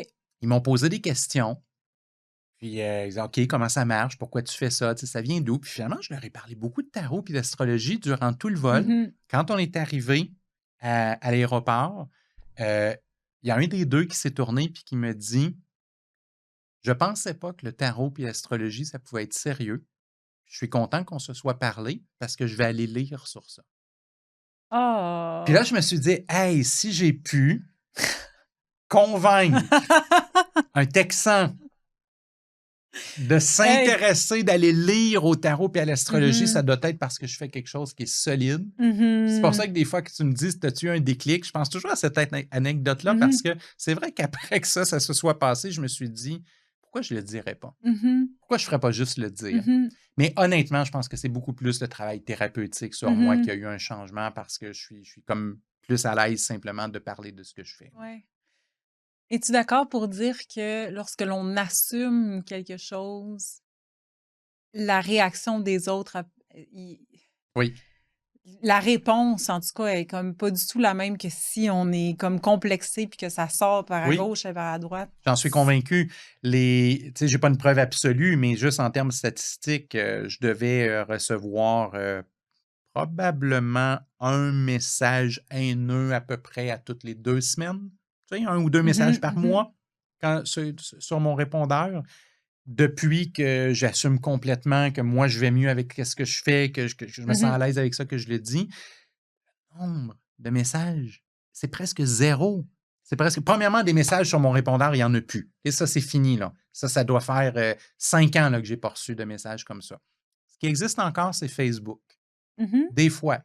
Des fois, je vais avoir, mettons, une publicité qui va passer, puis quelqu'un va venir commenter pour dire « Ah, le tarot, c'est de l'arnaque, vous êtes un escroc. » Ça arrive. Une fois par mois, une fois par 2 mois, une fois peut-être par 3 mois. C'est devenu minimal. Puis on s'entend que sur Facebook, c'est facile. Là. C'est une publicité montrée à 50 000 personnes. C'est vraiment facile de venir mettre un commentaire. Fait que quand on regarde statistiquement parlant, le nombre, la chute là, du nombre de messages haineux est tellement grande que je me dis ça n'a pas le choix, c'est parce que c'est moi qui ai changé. Tant et aussi longtemps que j'avais un malaise, il y a un inconfort, je recevais du monde extérieur des signes de ce malaise et de cet inconfort. Le jour où je me suis senti parfaitement à l'aise à propos de ça, le monde extérieur a arrêté de me renvoyer ce reflet-là. C'est ce que je crois. Oui, bien moi aussi. Entendez-vous ça? Moi, je trouve ça très important comme enseignement, ça. Parce que, tu sais, parce que souvent, il y a beaucoup de personnes qui portent du lion, qui ont beaucoup comme la gêne puis la honte facile. Puis moi, j'enseigne souvent d'aller chercher la médecine du Verseau qui est d'assumer la différence. D'assumer cette différence-là qui est en fait l'unicité, le fait que tu es unique. Puis quand on assume ça vraiment, c'est comme s'il y a vraiment comme c'est comme s'il y a un rayonnement qui se fait que c'est comme si on ne peut pas se faire intimider. Puis ça c'est comme si peu importe ce que tu vas dire, ça ne m'affectera pas. Fait que le monde, il ne voit pas comme une espèce d'espace où est-ce qu'ils peuvent aller t'affecter ou quelque chose comme ça. Fait qu'ils ne vont pas se décharger. Oui, exact. Oui, tu leur tends pas la perche. Non, c'est ça. Il n'y a juste pas de place pour ça. C'est comme ça va même pas m'atteindre. Puis ça change beaucoup. Très intéressant. Puis je me demandais, parce que là, ça fait longtemps que tu es avec ta conjointe. Oui. Ça fait combien de temps? Ça fait genre... Plus de 20 ans. Oui, c'est ça. Oui. Elle va m'en vouloir là, parce que je n'ai pas le nombre exact. Là. Entre 20 à 25 ans. C'est vrai que ça s'est passé vite. c'est probablement le cacao. C'est le cacao. Mais il va être correct pour conduire, en fait. Là, ce que je me demandais, c'est que quand tu l'as rencontrée, là, elle était comment comme par rapport à ça? Puis est-ce que tu l'as dévoilé dès le début? Non, justement, elle est apparue à une période de ma vie où je mentais, là, à propos de ça.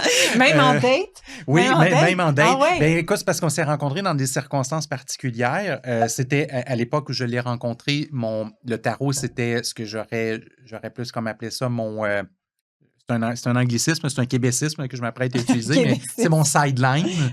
C'était un emploi à temps partiel, vraiment. Et je l'ai rencontrée, elle, à la banque. Donc, on s'est rencontrés vraiment à la banque. On était tous les deux en formation professionnelle pour la banque. Puis c'est là qu'on s'est rencontrés. Et on a été, je pense que la formation, c'était à peu près 3 mois, quelque chose comme quelques mois, 2 à 3 mois. Et donc, au début, ben, c'est ça, je ne disais pas là, que je faisais du tarot, mais là, il y avait de plus en plus de contacts, elle me plaisait, c'était clair, puis il y avait une intimité qui était en train de s'installer. Fait que j'ai fini par en parler au groupe. Mais vois-tu, j'avais utilisé ma stratégie. J'avais attendu plusieurs semaines pour avoir gagné la confiance et le sérieux du groupe. Et c'est là où est-ce que j'ai commencé à en parler. Fait que non, je ne lui ai pas dit au départ. Ah, ben tiens, tu voulais quelque chose de live? Tu vas avoir une révélation. Parce que Sébastien Michel, il faut qu'il prenne une pilule. Pilule de quoi? Pour la pression. Alors, on parlait du Saturne en Vierge maison 1. En voilà une preuve. En voilà une preuve. Malheureusement, malgré mon jeune âge, je fais de la haute pression. Et la bouteille d'eau, on vous avait averti déjà en début. Et voilà. Donc, alors oui, c'est ça. Fait que quand je lui en ai parlé, ben, elle avait une curiosité à propos de ça, mais pas un intérêt. Puis, je pense qu'aujourd'hui, elle est encore essentiellement dans cette catégorie-là. Elle n'est pas fermée à l'idée, puis elle a une certaine curiosité, mais c'est pas une passion ou un intérêt pour elle, excepté qu'elle a fait des études à l'université en psychologie. Elle s'est toujours intéressée à la façon dont la psyché fonctionne. Fait que c'est certain que l'astrologie lui plaît. Parce que ça explique le mécanisme des gens. Mais elle ne va pas faire d'astrologie, elle ne va pas commencer à sortir une carte du ciel ou quoi que ce soit. Ah non, puis est-ce que tu as déjà fait sa carte du ciel? Est-ce que tu as déjà fait? OK, oui, ça. Oui. Puis est-ce qu'elle trouvait ça aligné? Est-ce que ça résonnait avec elle? Dans son cas, elle n'a pas le choix parce que sinon je la laisse. Mais non, c'est comme elle elle me ressemble dans ce sens-là. Tu sais, moi, j'ai beaucoup de planètes en Verseau, puis je suis vraiment un exemple, mais très, très fort là, tu sais, du Verseau. Bon, ben ma conjointe, elle a, je pense qu'elle a 6 planètes en balance, si je me souviens bien, OK. plus l'ascendant. OK. Et fait que tout est en balance. OK. Et on ne peut pas trouver quelqu'un qui décrit mieux la balance qu'elle. Ben, déjà, une balance, ascendant balance, ça Oui. balance. Hein? Oui, absolument. Donc, OK. fait que non, elle n'a pas contesté, elle ne pouvait pas. Non, C'est comme, ça lui ressemble trop, là. OK. Fait que là, puis depuis ce temps-là, c'est ça. Mais moi, je me rappelle à l'époque, elle t'aidait un peu comme dans ton entreprise. Puis Oui. là, encore à ce jour, tu me dis qu'elle faisait certaines petites tâches. Exact, elle essaie. Avec toi. Elle essaie, c'est juste que, je pense qu'elle voudrait m'aider plus, puis que c'est moi qui, peut-être qui refuse un peu, tu sais, c'est au sens qu'elle travaille quand même à temps plein. Ah. Elle fait déjà 40 heures par semaine à faire son métier. Ouais. Et puis, ce qu'elle fait comme métier, ça ressemble au fond un peu à ce qu'elle ferait avec moi, tu sais, dans le sens où elle va, c'est une adjointe administrative, tu sais, fait qu'elle est dans ce type de tâches-là. Puis moi, ben, je me sens mal un peu de dire que quelqu'un travaille du lundi au vendredi comme adjointe administrative, puis la fin de semaine, elle va continuer de faire ça pour son conjoint. C'est bien, j'apprécie l'aide, puis des fois, j'ai pas le choix, là. Je lui dis que là, j'ai vraiment besoin d'aide parce que cette semaine, j'ai fait 60 heures, tu sais. Donc, elle va venir m'aider, mais c'est ça. J'essaie de le maintenir au minimum parce que j'aimerais ça qu'elle ait une qualité de vie aussi. Puis quand, admettons, tu as décidé d'être avec elle, est-ce que c'était important à cette époque-là d'être avec quelqu'un qui te supporte quand même dans qu'est-ce que tu fais? Oui, oui. Je t'avais dit, les gens ne l'ont pas vu dans l'enregistrement, mais je t'avais dit au début que je n'allais pas vraiment refuser de questions essentiellement. Je vais même dévoiler quelque chose de très intime. My God! Oh my God! Quand j'ai rencontré ma conjointe, actuellement, j'étais avec quelqu'un d'autre. OK. Et on est tombés amoureux, mais comme très fort et très vite. Puis on était tous les deux en couple. Okay. Tous les deux en couple, chacun de notre côté. Donc, ça a été une période de gros bouleversements. Parce que là, en quelques semaines, on a annoncé à nos conjoints respectifs qu'on les quittait pour aller refaire un couple ailleurs. Fait que ça a été quand même beaucoup de turbulences, beaucoup de difficultés. Même si j'étais à l'aise avec le geste que je faisais, j'étais quand même conscient de blesser quelqu'un en partant. Fait que je filais pas super bien avec ça. C'est pas le très bon rôle. Non, c'est ça. C'est la même chose pour ma conjointe. Mais ça a été très, très, très, très fort. Et une chose qui a été très importante par la suite, évidemment, parce que c'est pas comme une question que je lui ai demandé quand on s'est rencontrés, mais une chose qui a fait une grande différence, c'est qu'avec mon ex-conjointe, j'avais essayé 3 fois de laisser mon emploi traditionnel pour aller à temps plein. Et les 3 fois, j'avais reculé parce qu'il y avait beaucoup d'anxiété dans le couple. La peur, l'insécurité, est-ce qu'on va pouvoir payer les comptes le mois prochain et tout? Fait que comme il y avait beaucoup cette anxiété-là dans le couple, je revenais avec un emploi traditionnel. Ma conjointe actuelle, elle m'a dit, écoute, ça faisait peut-être 6-8 mois qu'on était ensemble, pas beaucoup plus. Elle voyait que j'étais malheureux à la banque, comme si c'était pas possible. Elle m'a dit, tu sais, si on se serre la ceinture, là, on peut vivre avec mon salaire. Donc, pars de la banque, lance-toi, puis on vivra avec mon salaire, on ne prendra pas de vacances et tout, mais on vivra avec mon salaire, puis on verra comment ça va fonctionner. Puis moi, ça m'a permis de démarrer mon entreprise avec pas de soucis, pas de stress, parce que je savais que même si je ne gagnais pas d'argent cette semaine, les comptes allaient être payés quand même avec son salaire. C'est sûr qu'on serait arrivé très juste, extrêmement juste, mais n'empêche que on n'allait pas faire faillite non plus. Wow. Fait que ça, ce support qu'elle m'a donné, ben, ça m'a permis de me lancer, de prendre confiance. Et puis, c'est drôle, hein, parce que j'ai jamais pas été capable de donner ma part. Là. Très rapidement, le succès a été au rendez-vous. Ouais. J'avais beaucoup de demandes, puis je me suis rendu compte qu'il y avait plein de craintes dans ma tête, mais ces craintes-là n'étaient pas fondées dans la réalité. Mais c'est à cause qu'elle m'a donné cette permission-là. Cette permission, cette liberté d'esprit, cette absence de doute, de dire fonce, j'ai confiance en toi, puis on arrivera, c'est ce qui a fait que j'ai pu réussir. C'est quoi son prénom déjà? Natacha. Natacha, on te remercie. Toute la gang, parce que si ça n'avait pas été de ton soutien, je pense pas que Sébastien Michel... Bon, je pense que tu aurais trouvé ta voie à quelque part. J'aurais continué, mais à le faire à temps partiel, puis peut-être que j'aurais jamais osé me lancer entièrement comme ça. Ouais. Wow. Ouais. Merci, Natacha. En plus, pour quelqu'un qui est comme simplement curieuse de ce que tu fais, ça veut dire qu'il y a beaucoup d'amour pour l'être que tu es. J'espère que oui. Ben, Je c'est pense sûr que que oui. oui, c'est sûr que oui. Sébastien, c'était quoi que je voulais te demander déjà? C'était... voyons. C'est sur l'entreprise. Hum, hum, hum, hum. Mais moi, ça m'arrive d'avoir des blancs de même. C'est peut-être parce qu'on est dû pour un autre papier. Peut-être. La question Puis pour peut-être l'entreprise va que revenir. c'est ça, oui, c'est ça. Mais Oui. des fois, c'est comme une... Ça va me revenir. Ça va me revenir. Tu l'as mis 2 fois, Saturne en Vierge en maison 1? Ah, peut-être que j'ai remis dedans. Je l'ai remis Ah, dedans. Ah, OK. tu voulais vraiment en parler? Ben oui, hein, on dirait que c'est comme c'est mon karma de parler de Hey, de puis ce attends une minute, je Saturne. pense que c'était même ça. Non, Non? je pense pas. Ça va me revenir, mon sujet. Vénus en Capricorne et en maison 5. Ah, ça, c'est intéressant. Qu'est-ce que je voulais parler de à propos de ça? OK.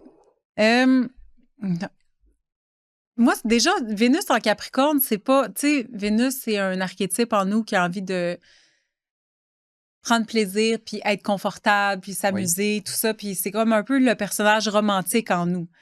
Puis qui est dans la maison des hobbies, des passe-temps, puis comme Oui. tout ce qui est de forme d'expression, c'est la maison du lion.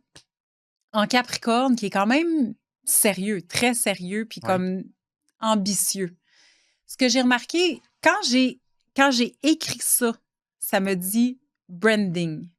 Parce que ce que je me suis rendu compte dans ton branding, naturellement, là, ça m'est venu de même, là, je t'ai pas analysé quoi que ce soit, mais ce qui m'est venu quand je regarde tes posts, c'est souvent relié, comme tu passes beaucoup par tes voyages puis tes explorations, notamment dans le désert que tu retournes souvent, là, comment qu'on l'appelle? Dans l'Ouest américain. Dans l'Ouest de façon américain, générale, là, ouais. oui, c'est ça, quand tu vas là. Puis je me demandais, qu'est-ce qui t'appelle exactement à aller là? Puis en quoi ça t'inspire? Parce que c'est quand même un haut lieu où il y a comme quelque chose qui se passe là-bas. Oui, clairement. Mm-hmm. J'ai pas une réponse nécessairement officielle, tu sais, à faire, dans le sens où j'ai toujours été attiré par ça. Oui. Et puis la première fois que j'y étais, je me suis rendu compte que c'était pas juste une attirance, c'était une réalité, il y a quelque chose. Mais le Capricorne est souvent associé à ce qui est ancien. Et aussi ce qui est désertique. Tu sais, il y a un côté désertique dans le Capricorne, sobriété, etc. Oui. Quand je suis en nature en général, mais très, très particulièrement dans le désert, dans l'Ouest américain, j'ai souvent un espèce de sentiment comme si il n'y a plus aucune urgence dans ma vie. Et ça, c'est quelque chose avec laquelle j'ai beaucoup, beaucoup de difficultés, dans le sens où je suis quelqu'un qui travaille beaucoup. Tu le mentionnais, je n'ai pas vraiment une équipe avec moi, je suis pas mal seul. Moi, j'ai tendance à répondre à mes emails 7 jours sur 7. C'est très rare que je ne reviens pas à quelqu'un au bout de 2-3 heures maximum quand la personne m'écrit. Donc, je suis beaucoup, beaucoup au travail, je suis beaucoup sollicité, puis j'ai toujours cette impression que je cours dans mon horaire vers le prochain rendez-vous. Quand je suis dans le désert, on dirait que ça disparaît. On dirait que je fais juste être vraiment, vraiment centré puis exister. Tu sais, le pouvoir du moment présent ou la pleine conscience. On peut donner des noms à ça, mais moi, c'est ce que je ressens. J'ai l'impression que toute urgence vient de disparaître puis que je suis complètement sur place. Qu'il n'y a rien d'autre qui se passe autour de moi que je suis là. Et je ne sais pas pourquoi, mais c'est particulièrement là sur la planète où est-ce que je ressens ça. J'ai quand même déménagé au Québec quand j'ai quitté Montréal. Je suis déménagé en Mauricie. Mon but, c'était d'être proche du Parc national de la Mauricie parce que je sais que j'aime la randonnée et tout. Et j'ai cet effet-là au Québec, il n'y a pas de doute, c'est pour ça que j'habite là. Mais c'est beaucoup plus fort dans le désert et je ne pourrais pas dire nécessairement pourquoi. Après, il y a bien des endroits qui sont réputés comme étant des vortex. Oui.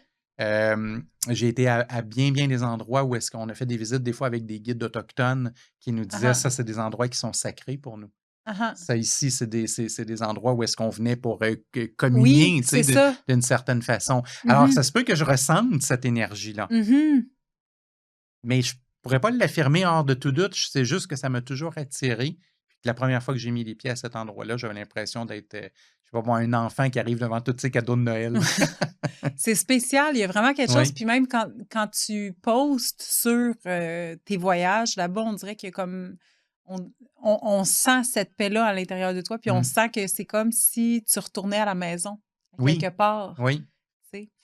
Puis c'est pas que ça n'a pas rapport, mais on dirait que ça m'amène sur un autre placement que tu as, comme tu as des placements en maison 6, puis la Vierge est tellement là. oui, Puis, tu sais, on peut parler d'hygiène de vie, puis on peut parler de routine de vie, mais on parle aussi de rituel, tu sais. Puis je me demandais si oui. c'est comme quelque chose que tu fais comme consciemment, que de ritualiser ton quotidien, puis de mettre des intentions dans ce que tu fais pour justement t'aligner, par exemple, à certaines intentions ou... Oui, tout à fait. Puis j'ai beaucoup, beaucoup travaillé dans cette.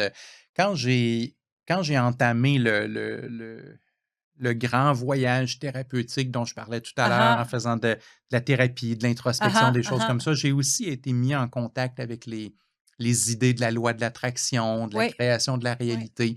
Je me suis énormément intéressé à ça. J'avais l'impression que les deux allaient comme main dans la main. Mmh. Il y avait la thérapie d'un côté, mais il y avait aussi les intentions après qu'on place. Mmh. Et j'ai vraiment, vraiment intégré ça dans ma routine quotidienne, cette notion de développer une intention. J'ai pas un rituel au sens classique du terme, dans le sens où j'ai OK. pas de rituel magique, où Ouais. est-ce que je remercierais, par Ouais, exemple, ouais. une force ou quelque chose Ouais. comme ça, mais d'être vraiment dans de ne jamais faire quelque chose sans avoir émis une intention auparavant. Mhm. D'ailleurs, ma conjointe m'a déjà dit: «Ah, regarde, j'aimerais ça qu'il arrive ça dans notre vie.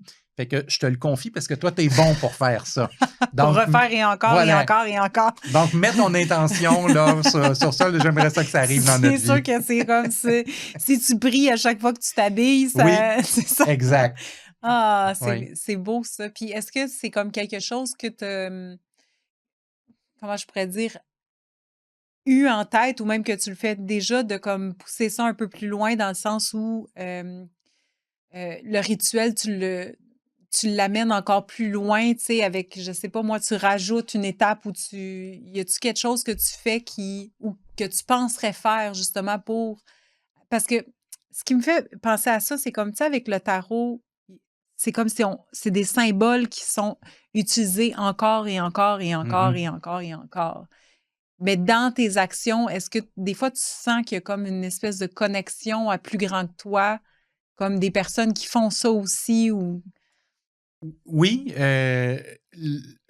je suis vraiment, vraiment quelqu'un qui va avoir tendance à utiliser le mot univers Ouais, parce que j'ai pas le sentiment de me connecter, disons, à une âme en ouais, particulier ou à un guide en ouais. particulier.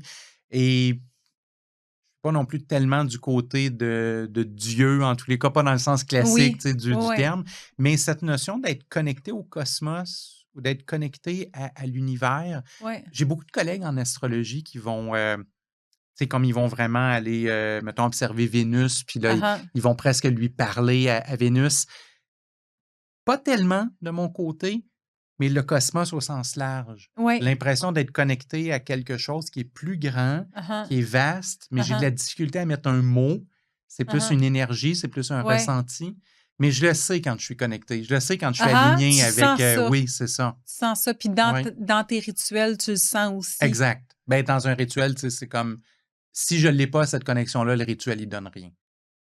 OK. Même si je répétais 1 million de Ouais, fois, ouais. là, je vais gagner au Ouais. loto Ouais, ouais, c'est demain, tu sais, ça. si je le sens pas que je suis connecté avec une espèce de force, de Ah certitude, ah, comme ah si ah. j'étais accompagné actuellement par cette Ouais. force-là, je sais que ça ne marchera pas de toute façon. Peu Ah importe ah. l'intention que je vais mettre, que ça soit très matérialiste, comme Oui, je viens de oui. dire, ou très spirituel, si je suis pas vraiment connecté, je le sais que ça va pas fonctionner. Puis est-ce que tu as comme un protocole qui fait que tu arrives à ça ou c'est comme assez aléatoire quand tu sens cette force-là avec toi?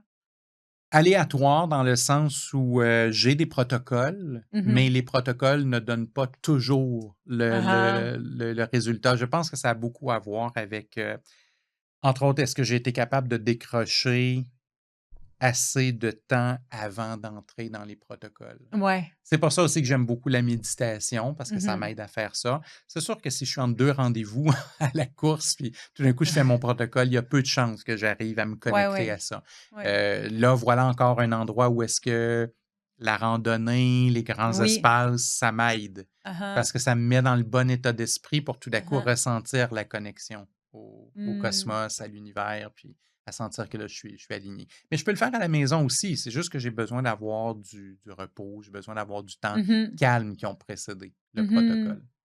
Puis est-ce que, comme dans ton entreprise, quand tu choisis, mettons, les nouveaux cours ou que, je sais pas moi, tu veux refaire ton site Internet ou des choses comme ça, ou même pour ton jeu de cartes ou ton manuscrit, est-ce que tu utilises cette connexion-là pour créer? Oui, mais pas, peut-être pas là, de façon. En fait, ce que je veux dire, c'est que j'ai beaucoup, beaucoup tendance à choisir, mettons, un nouveau cours ou un livre que je veux écrire ou quelque chose que je veux préparer. J'ai beaucoup tendance à le choisir en fonction de qu'est-ce que j'ai vraiment, vraiment envie de faire. Ça m'a Mm. d'ailleurs amené à certains moments à prendre des décisions que les gens autour n'étaient pas nécessairement d'accord.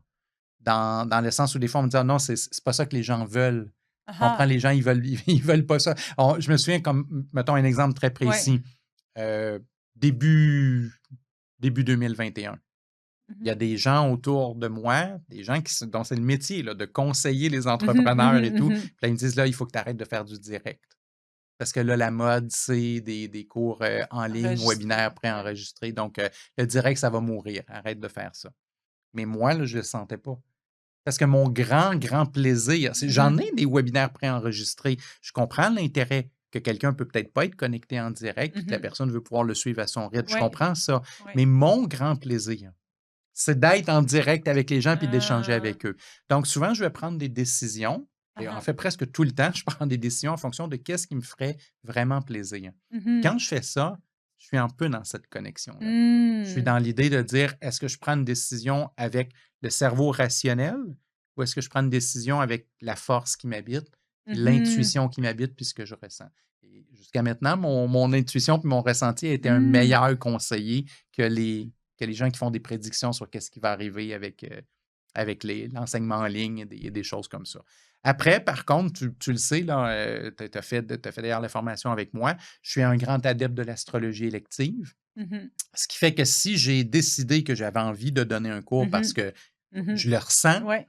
je vais, je vais la plupart du temps faire un calcul pour Mhm. voir astrologiquement le lancement devrait se faire quand.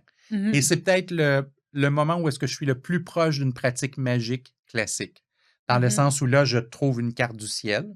Je Mhm. perçois vraiment cette carte du ciel en Mhm. fonction des dieux et des déesses qui l'habitent. Mhm. Et oui, là, j'ai peut-être un peu tendance à dire merci. Tu sais, merci Ouais. pour qu'est-ce que vous m'apportez Ah, comme énergie.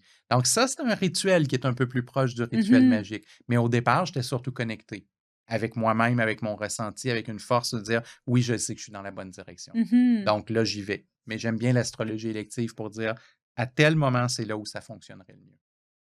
Puis savoir ce que tu veux, est-ce que Mhm. ça a toujours été clair?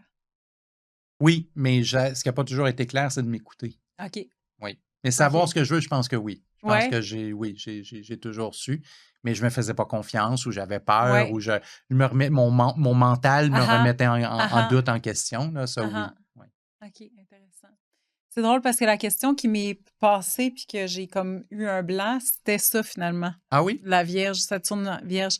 Parce que souvent, je t'ai entendu dire que l'astrologie avait sauvé ta vie. Oui, c'est vrai. En tout cas, elle l'a changé fortement. Oui, est-ce que tu peux nous en parler de ça par rapport à comme, tu sais, ton ancien boulot? Tu sais, c'est quelque chose, je crois beaucoup en l'entrepreneuriat. J'imagine que c'est pas pour tout le monde, mais pour la suite des choses, je crois beaucoup qu'on peut se lancer puis que c'est un beau parcours d'être entrepreneur. Puis pour celles et ceux qui sentent l'appel, mais qui sont comme, qui hésitent et tout Oui. ça, j'aimerais ça que tu nous racontes un peu ton parcours par rapport à le changement, ben, en fait, quand l'astrologie est entrée dans ta vie. Oui, tout à fait. Au départ, on va revenir à ma santé Ouais. et à mon emploi traditionnel parce que j'étais euh, j'étais vraiment dans une situation où est-ce que je perdais ma vie à la gagner. Mhm. C'était ça, là, j'avais besoin de payer les comptes comme tout le Uh-huh. monde. Et donc, j'avais un emploi traditionnel, mais qui me rendait très malheureux et qui me rendait très malade. Mhm. Donc, j'avais des problèmes émotionnels, de dépression de plus en plus importants, mais j'avais même des problématiques physiques là, super mystérieuses qu'en fait aucun médecin n'a jamais OK. exactement Ah compris ce qu'il y ouais. avait. Oui, je pouvais passer des fois 2 à 3 semaines au lit, je marchais en béquille parce que mon genou enflait, ma cheville enflait. Puis là, ils faisaient des tests pour essayer de comprendre, mais ça vient d'où cette inflammation-là? À un moment donné, mon médecin était inquiet, là, il cherchait même pour un cancer. Et en tous les cas, tout ça, c'est comme ça s'accumulait, les problèmes de santé, et la dépression est devenue très solide. À un certain moment, je suis tombé en arrêt de travail. Littéralement, j'ai été arrêté pendant presque une année de travailler avec thérapie et tout. Puis, durant cette année-là, à un certain moment, je me suis dit, c'est là que ça n'a pas de sens. Puis c'est là où ma conjointe me dit, garde, quitte la banque, essaie, ce qu'on parlait tout à l'heure. Mhm. Va faire un essai. Et il est arrivé un élément dans cette période-là, au- au-delà de la dépression, des Mhm. problématiques, il est arrivé un autre élément bien, bien mystérieux, ou en tout cas très étonnant, c'est qu'un jour, mon téléphone a sonné et c'était un de mes consultants en tarot qui déménageait de Montréal pour s'en aller en campagne et il partait dans un endroit beaucoup plus petit que là où il habitait. Il y a, cet homme-là avait travaillé dans une boutique ésotérique pendant genre une année. Puis comme il aimait l'ésotérisme, ben, il avait acheté Mhm. plein de trucs et il ne pouvait pas tout amener. Il s'en allait mettre ça aux poubelles à la route. Et au moment où il est venu pour sortir de chez lui avec le sac de poubelle, il a pensé à moi. Donc, il est rentré, il m'a appelé pour me dire, je te le donne. Si tu viens le chercher aujourd'hui, je Mhm. te le donne. Fait que, évidemment que j'ai dit oui, tu sais. Mhm. Je suis arrivé là-bas, puis il y avait vraiment un sac de poubelle là, avec plein, plein, plein de trucs, des livres, des oracles, des pendules, des choses comme Mhm. ça. Quand j'ai ouvert le sac dans mon salon, il y avait un livre qui m'a attiré. Je ne peux pas vraiment dire pourquoi, parce qu'il n'est pas nécessairement super beau en tant que tel, mais c'est le livre Le ciel intérieur de Stephen Forrest. Mhm. Et j'ai commencé à le lire et je n'ai pas dormi cette nuit-là parce que j'ai lu tout le livre au complet. J'ai lu les 400 pages du livre du ciel intérieur.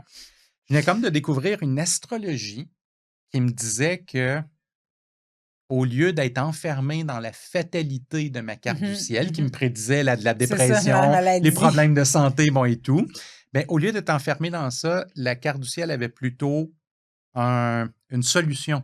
Elle Mhm. détenait les clés Mhm. de ce qui pouvait me rendre heureux. Mhm. Fait que là, ça m'a beaucoup frappé. Je me suis lancé dans ça, mais au départ, sur le plan personnel, strictement pour moi. Mhm. Et je me suis rendu compte jusqu'à quel point le fait de faire un métier que Mhm. j'aime, pour moi, est important. Ce n'est Mhm. pas le cas de toutes les cartes du ciel.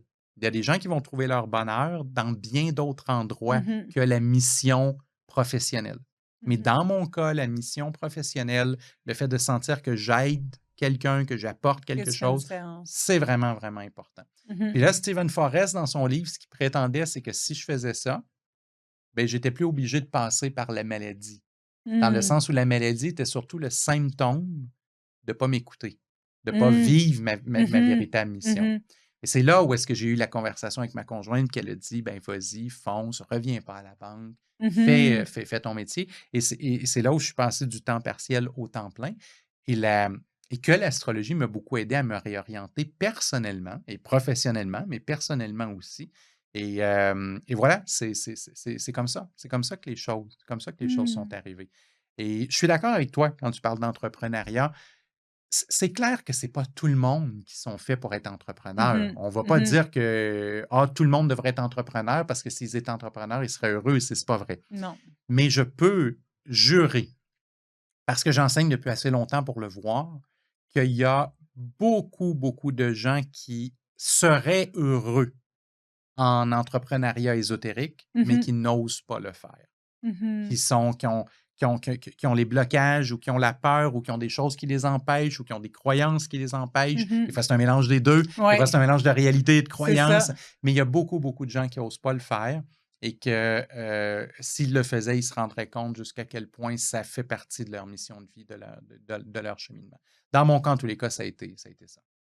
Puis, qu'est-ce que tu dirais, admettons qu'on s'adresse à ces personnes-là, qui ressentiraient ça, mais qui, tu sais, qui auraient comme certains blocages, des choses comme Mhm. ça. Qu'est-ce que tu dirais à ces personnes-là?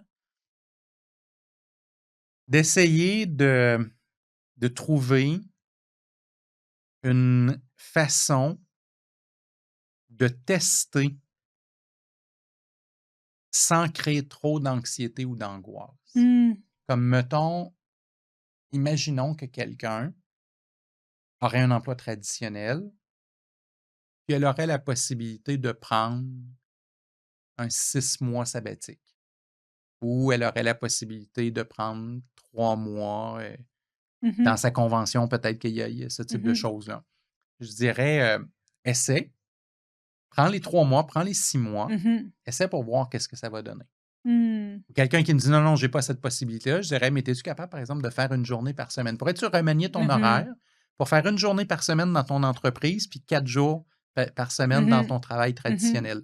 Le but, c'est d'amener la personne dans la réalité de l'entrepreneuriat, parce Mhm. que je le sais que quand on arrive dans la réalité de l'entrepreneuriat, c'est toujours moins angoissant et inquiétant que ce que ça avait l'air avant de le faire. Exact. Donc, je pense que Exact. si la personne teste l'eau, elle se Mhm. rend compte que l'eau n'est pas si froide puis qu'elle est capable d'aller nager. Ouais. À mon avis, c'est la façon la plus pragmatique Uh-huh. d'y arriver Fait que d'aller dans comme ça. en espèce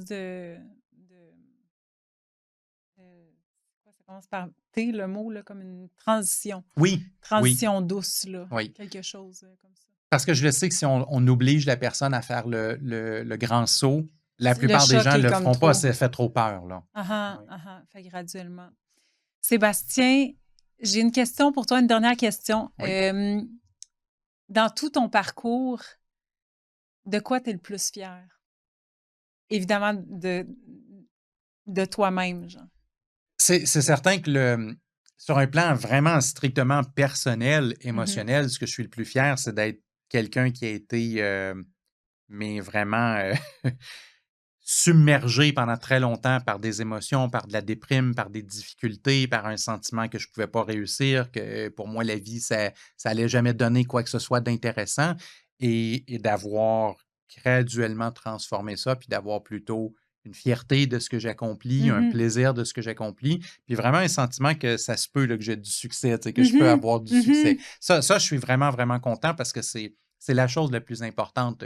Peu importe le nombre de best-sellers que je peux avoir ou Mhm. que mes classes soient pleines ou pas pleines, il y a une chose qui ne changera jamais, c'est comment on se sent à l'intérieur. Et Mhm. moi, j'ai été quelqu'un qui a quand même été très longtemps malheureux et qui se sentait mal à l'intérieur de lui. Donc, ma plus belle récompense, c'est celle-là. C'est de me Mhm. sentir bien. C'est de me sentir heureux la plupart du temps. Je suis comme tout le monde, là. J'ai Ah des, ouais. j'ai des périodes. Des petits Mais downs. oui, j'ai des downs. Il y a des choses, tu sais, ça se passe pas toujours comme je voudrais. Puis des fois, je suis en colère et tout. Mais de façon générale, si je regarde le Sébastien Michel d'il y a 20 ans, le Sébastien Michel aujourd'hui, c'est wow, c'est 80-20 qui viennent de changer. Là. Il y a 20 ans, Mhm. j'étais 80% déprimé, 20% heureux, puis aujourd'hui, je suis 80% heureux, puis 20% déprimé. Ça, c'est certainement l'accomplissement qui me rend le plus fier. Mais bon, Mhm. après, je vis d'un métier qui est très atypique.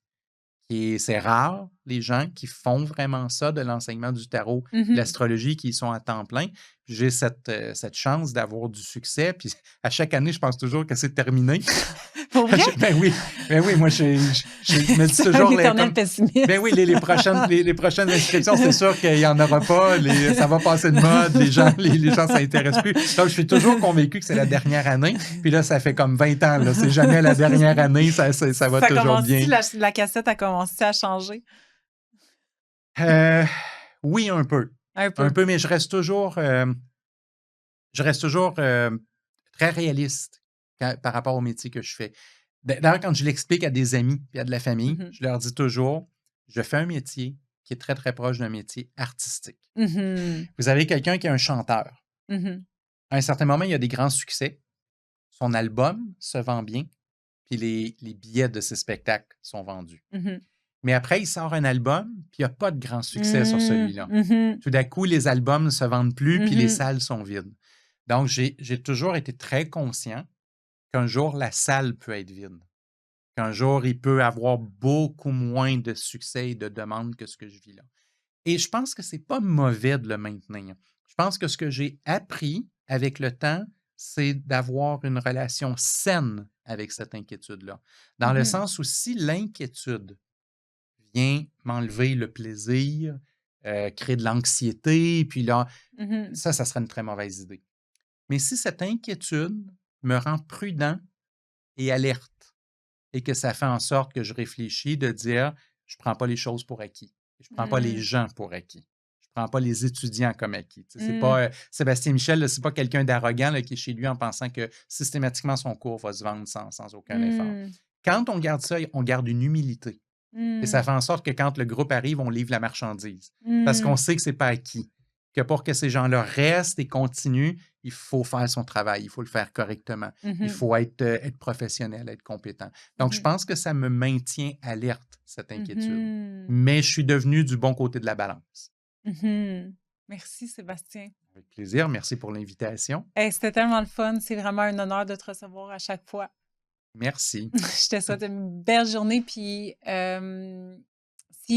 si vous voulez suivre Sébastien ou voir son école, Sébastien, où est-ce qu'on te retrouve? Bon, je pense que le plus simple, c'est d'aller sur mon site web, là, parce qu'il pourrait y avoir plein d'adresses. Ouais, mais alors, sur le site web, c'est le point central. Donc, c'est Uh-huh. mon nom avec un trait d'union. Sébastien, Michel.com. Merci.